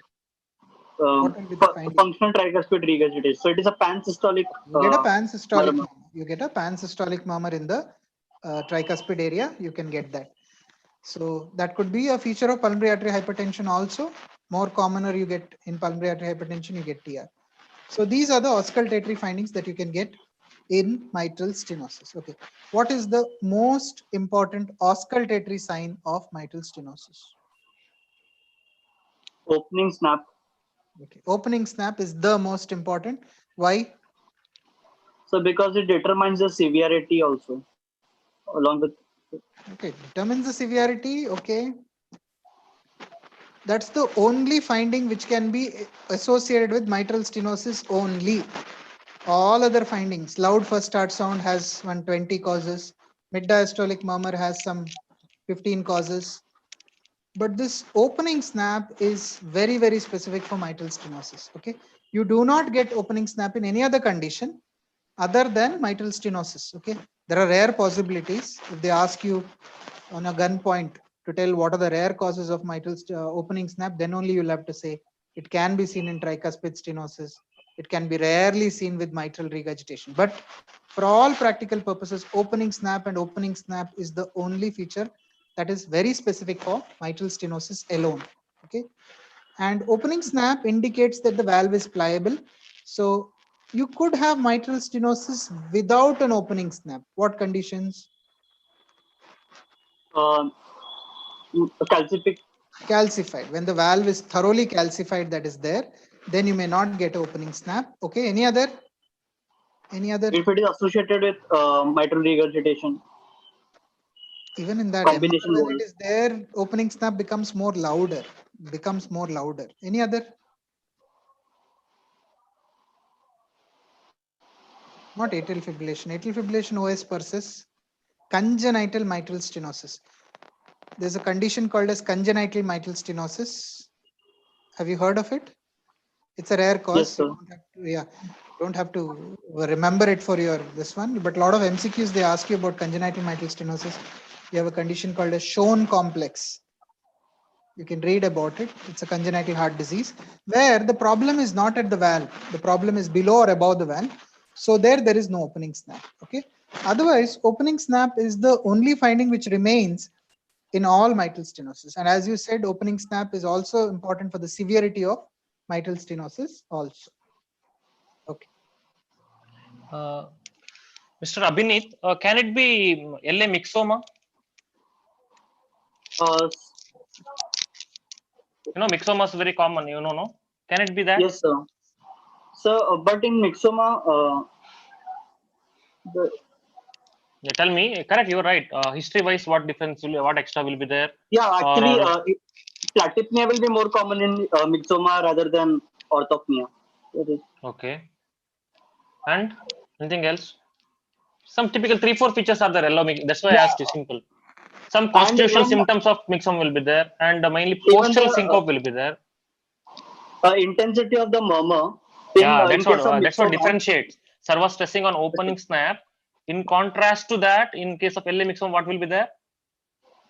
Instead of like in MS, in case of MS, the intensity increases with squatting exercise and expiration. But in case of atrial myxoma, it decreases with respect with squatting exercise and expiration. Soma, the most important thing is a tumor plop. Tumor plop, that is low pitched. Unlike your high pitched opening snap, here you get low pitched tumor plop just after the diastolic. Okay, and which changes typically this murmur is changed with different position. You hope you understand why, right? Yes, sir. Okay, this is how you differentiate LA myxoma. Sir, anything management wise, sir, briefly? Anything else is remaining? Any other slide is there after this? Next slide. Diagnosis. Yeah, diagnosis. This is the most important thing. There are 8 headings you have to write the diagnosis in. Please remember, you put it all correct, but it has to be under headings. The first line should be always, what is the valvular, what is the disease? Is it an acquired or it's a congenital heart disease? So that should be the first line. So here you said it is an acquired valvular heart disease. So you'll have to say that as acquired valvular heart disease. Second, you'll have to say what is the valve disease that you're dealing with. So here we have it as mitral stenosis. So again, you'll have to say the severity. It's not very important for you to know the severity. There are easy ways of making severity, but I think it's out of the purview of this class. So remember, you will say, since the patient has symptoms, it has to be moderate to severe. Never say mild. Mild patient will never be kept in your exam. So it is moderate to severe mitral stenosis. So you said it as an acquired valvular heart disease, moderate to severe mitral stenosis. Next, you're going to say the etiology of the disease. So here, the etiology is rheumatic because you had a strong history of rheumatic fever, and MS is the most possible commonest cause. So you say acquired valvular heart disease, moderate to severe mitral stenosis, secondary to rheumatic heart disease. So that's the first and second and third line. Next, we are going to say the effects and then the complications. So the effects of mitral stenosis. What are the effects the patient has? Pulmonary edema. Pulmonary hypertension.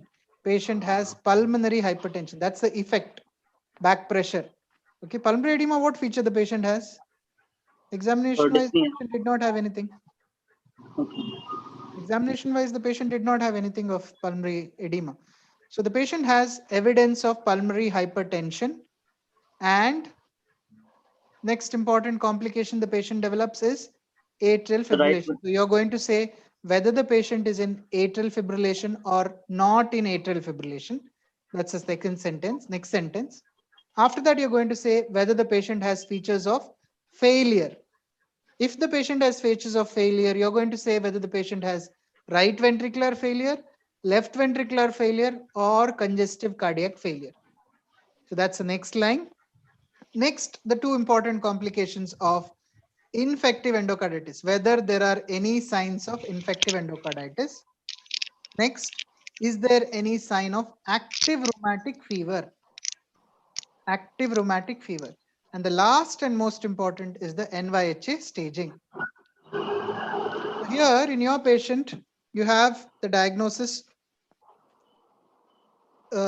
acquired valvular heart disease, moderate to severe mitral stenosis with patient in pulmonary arterial hypertension with atrial fibrillation with history suggestive of left heart failure, though there is no signs of left heart failure or congestive cardiac failure, with no evidence of infective endocarditis or active rheumatic fever with NYHA class 3, possibly class 3 NYHA is the functional status. Now, what are the features of infective endocarditis? You have already discussed, and all those things you have told. Important is, what are the features? How do you suspect active rheumatic, whether this patient has active rheumatic activity is there or not? So by investigations or by symptoms? Symptoms. Okay, investigation will be the last. Symptoms, history, examination. There can be a change in murmur from MS First to is fever. Okay, fever. If this patient has fever, then you know this patient could be having either infective endocarditis or rheumatic fever. Arthritis. If there is an arthritis, strong joint pain, joint pains and joint swelling, large joint involvement, you can have that.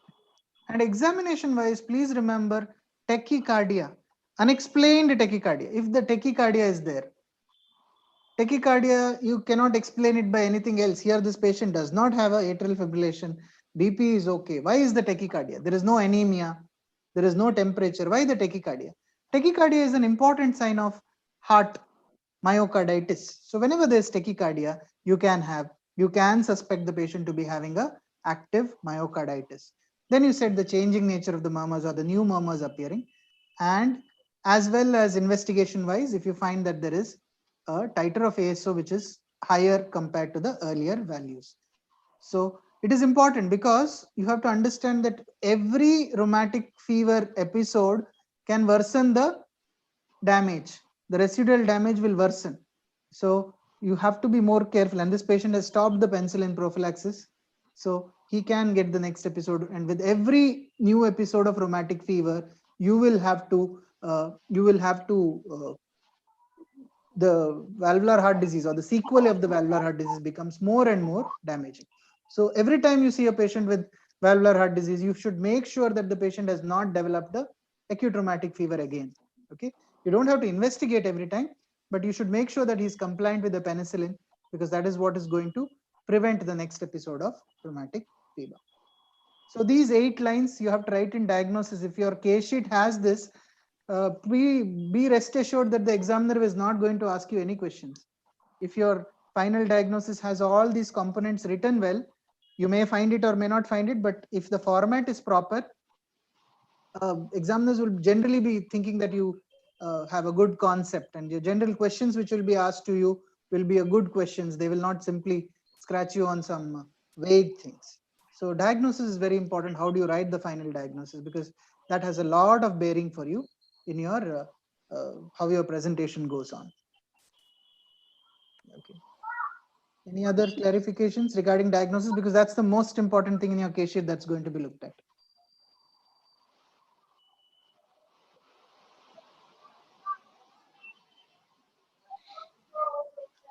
What are the complications possible? Yeah, what are the common complications? MS, I think again a very common Viva question.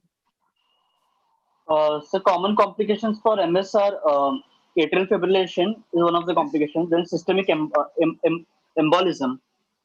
So again, it can be as we discussed earlier, na, based on the chamber, each chamber you can go on backwards and say the complications based on that. So left atrium, what are the complications? Atrial fibrillation, then enlargement related. It can be dysphagia. It can be Ortner syndrome. It can be collapse of the lung. Then what will happen in the distended atria? Hemoptysis can. Inside the distended atria, when the atria becomes distended, what will happen? Stasis, isn't it? Stasis happens. Thrombus, appendage, especially. Thrombus formation. Yeah. Thrombus will get dislodged, so they can have embolization. Embolization. Again, very importantly, you have to remember which type of atrial fibrillation is more prone to develop embolization, paroxysmal or permanent? Uh, I'm not One sure. patient has a paroxysmal atrial fibrillation. One patient has a permanent atrial fibrillation. Both of them have a clot. Which of them is more? Paroxysmal is more likely to. Why? Why is that Because there's paroxysmal? more chances of stasis. Stasis is more common in permanent, not in. See, stasis, AF is needed to, during the episode of atrial fibrillation, the stasis happens and the clot is formed. Now, the clot to get dislodged, what should happen? The atria has to Contraction. contract. Yes, In sir. atrial fibrillation, there is no contraction. Atria is just fibrillating. So there is no contraction. Embolus will not get dislodged unless the pressure is really high. In paroxysmal atrial fibrillation, what happens? During the fibrillation, the clot is formed. But moment the fibrillation goes off, the atrial kick comes back. And what will happen? It will dislodge the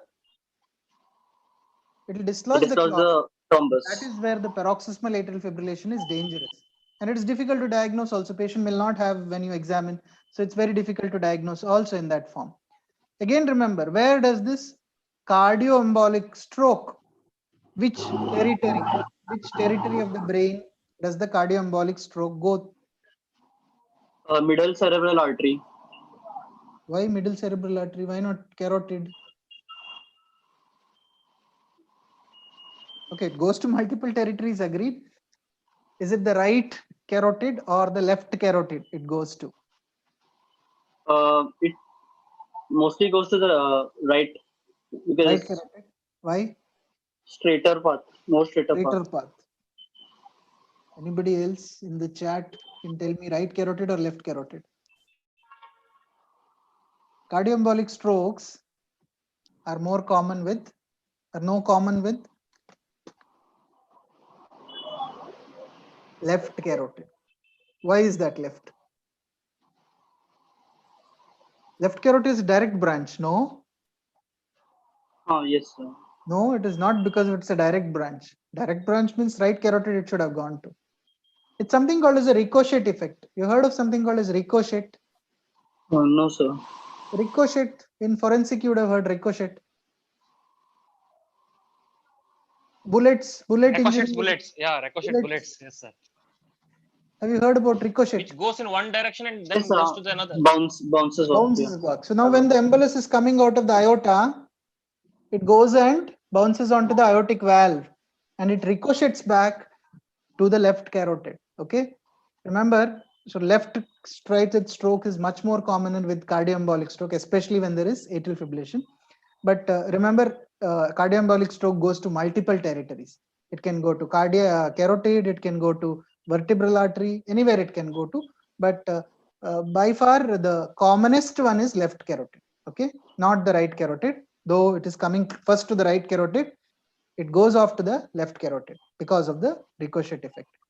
Yes, the other complications.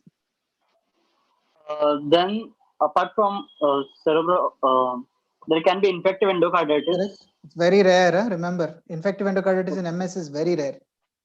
One heart disease where there is can never be infective endocarditis is atrial septal defect. Remember, ASD you can never have infective endocarditis. Second disease where you can have least chance of endocarditis is MS. So never say infective endocarditis as a common cause for a common complication of infective endocarditis.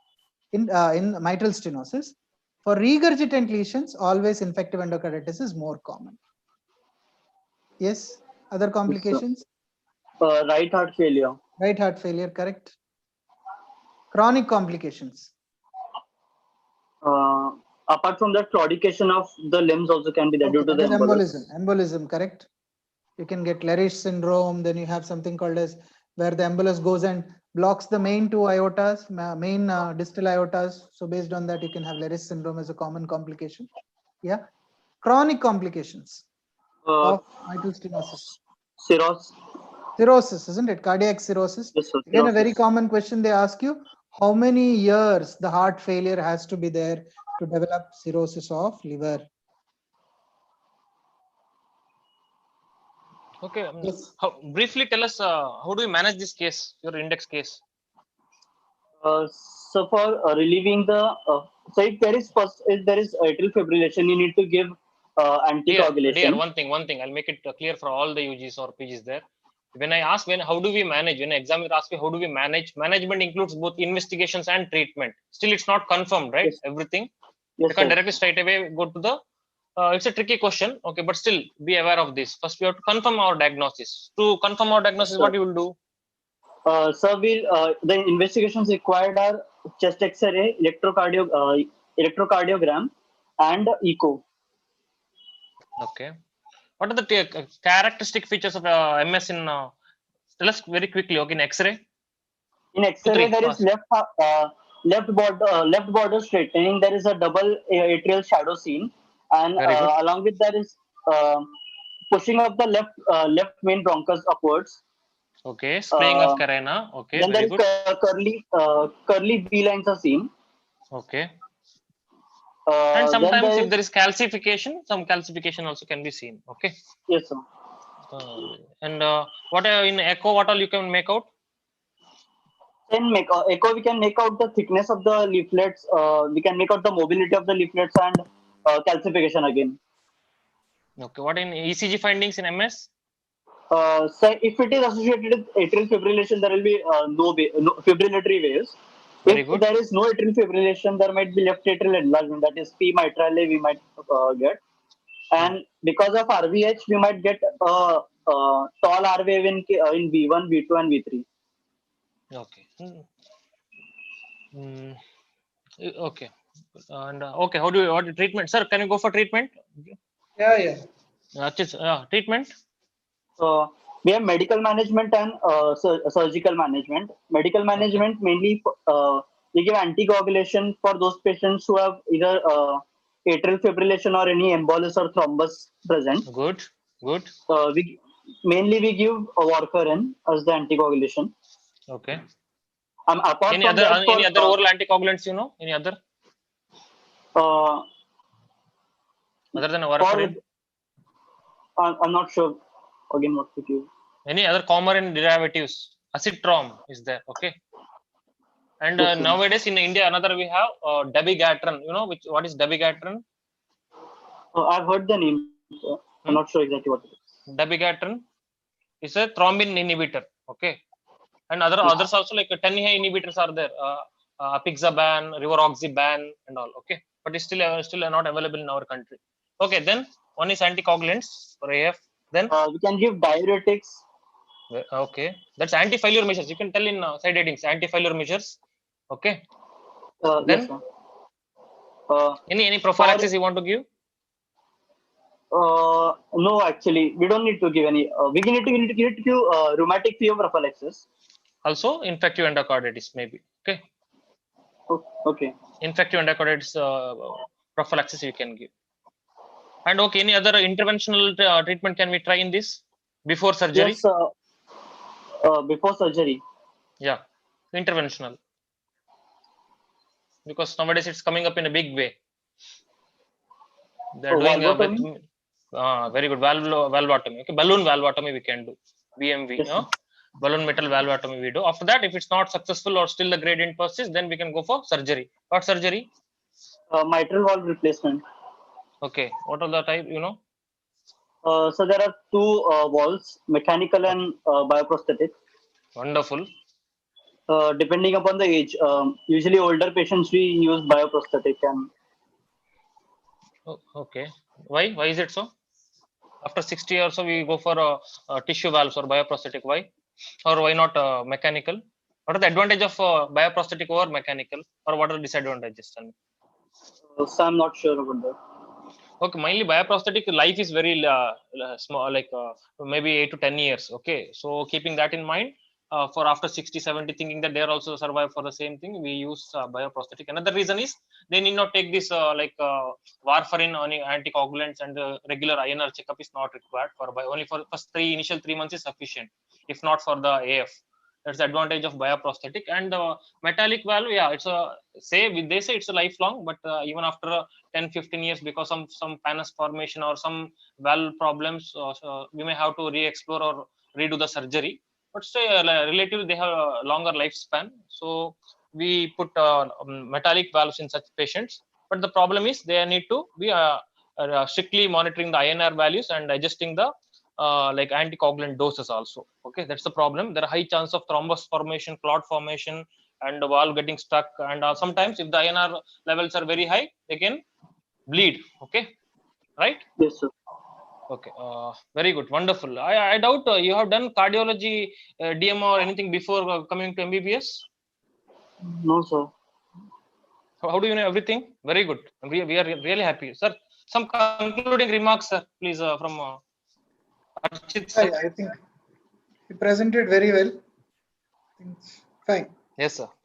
Thank you, sir. Sir, can you please summarize, sir, once concluding remarks, please? Yeah, the most important thing that you have to remember is the diagnosis. How do you write the diagnosis and the clinical examination? You have to know how to check the pulse, how to look for parasternal heave. All those things is important, rather than more complicated stuff about knowing about murmurs, etc. Yes, you have to know the basics of drugs. You have to know the basics of the common drugs that we use. You have to know the doses of that, and then what are the complications they can develop, diuretics, what complications, all those things you have to know. Also, infective endocarditis prophylaxis, very common question asked both in your vivas as well as in theory. So you have to know the drug, the dosage that you give. And very important, remember, rheumatic fever prophylaxis in India is for lifelong. Whatever be the valvular heart disease, it is lifelong. Remember, the standard prophylaxis which is given in the West is only for complex cyanotic heart diseases or uncorrected congenital heart diseases or prosthetic valves. In India, all valvular heart disease still are a very high risk for infective endocarditis. So we will have to give prophylaxis for life. So also penicillin. Penicillin has to be for life because every new episode of rheumatic fever damages the valve more than what it was earlier. Okay, so that's what you remember. And again, this is common exam case for you, both short, long, whatever. So be with an open mind. Just because somebody has told you this is a particular valvular heart disease, do not go with the biased mind that these findings will be there. Exactly. Always examine the patient, tell your pulse, BP findings, you will be able to make the diagnosis. You don't have to be so much worried. Cardiac disease is difficult. Cardiac disease is not difficult. Just go with the open mind and you will be able to get the diagnosis. And give good time for the history. Let the patient tell you the history. The natural history of the disease is known by the patient and the patient only will know it. Do not change it. It's okay. So the patient will tell you the history and the history will give you the diagnosis. So that is the most important thing. Even without examination or without a stethoscope, you can make a very, very good diagnosis practically in every system that is there. Okay. So thank you. I have 3 take-home messages from sir's session. First thing is, we learned very nicely that how to make a diagnosis from ruling out the options one by one symptomatically and from the signs, and how to conclude the come to the diagnosis. That's a very important, which we are all lacking nowadays, is clinical acumen. Sir taught us that in that regard very nicely.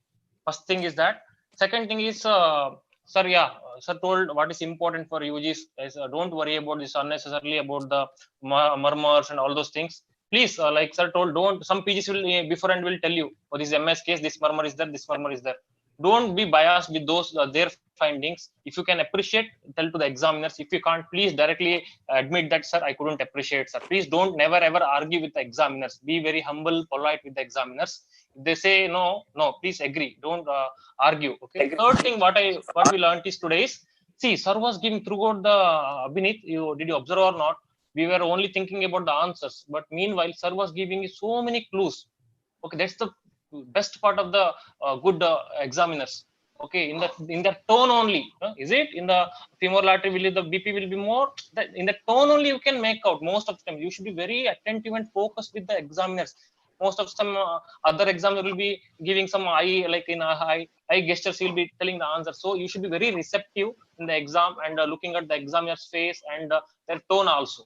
You'll get lot of clues, though nobody wants to fail you or nobody wants to deliberately ask some difficult question and get some gratification. Nothing like that. They all here to help you. They want to extract some answer from you. So be receptive, open-minded. Okay, wonderful session. It was wonderful rehearsal for all our UGs and especially for PGs. And even today, many of the cardiology residents also attended the session. Exams are coming up for third year, like final exam for DM and MCH. For them also, it must have helped a lot.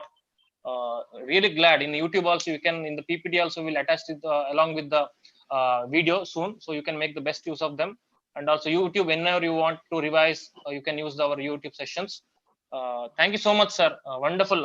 And next Sunday we have another session on CNS. So weekly we will cover all 4 sessions before your exams, final exams. So RS over, CVS over. Next week we have CNS. Sir, we have requested sir to you, since you all didn't attend the postings much because of the COVID, we have requested sir to demonstrate the at least basic signs or some tests. Sir has gladly agreed. So next week we'll have a session on CNS, and if possible after that one on per abdomen. Thank you so much, sir, for being with us and giving your valuable time on this weekend, Sunday evening. That shows how passionate and how dedicated you are for teaching the students. Thank you so much. And Abhineet Desai, yeah, you did really well, very well, man. We are all impressed. We are all very happy. Wonderful. Thank It you, was sir. like MD or DM level presentation, not like a typical UG. You prepared very well. Because of your preparation, see, so many of us could learn a lot of things from sir. It's all mutual. If you answer well, even sir will ask them better and better questions. It's mutual. So you helped us a lot. It was indeed a very comprehensive clinical class. Thank you so much. Okay, we shall meet Okay, next sir. week's in session. Thank you so much.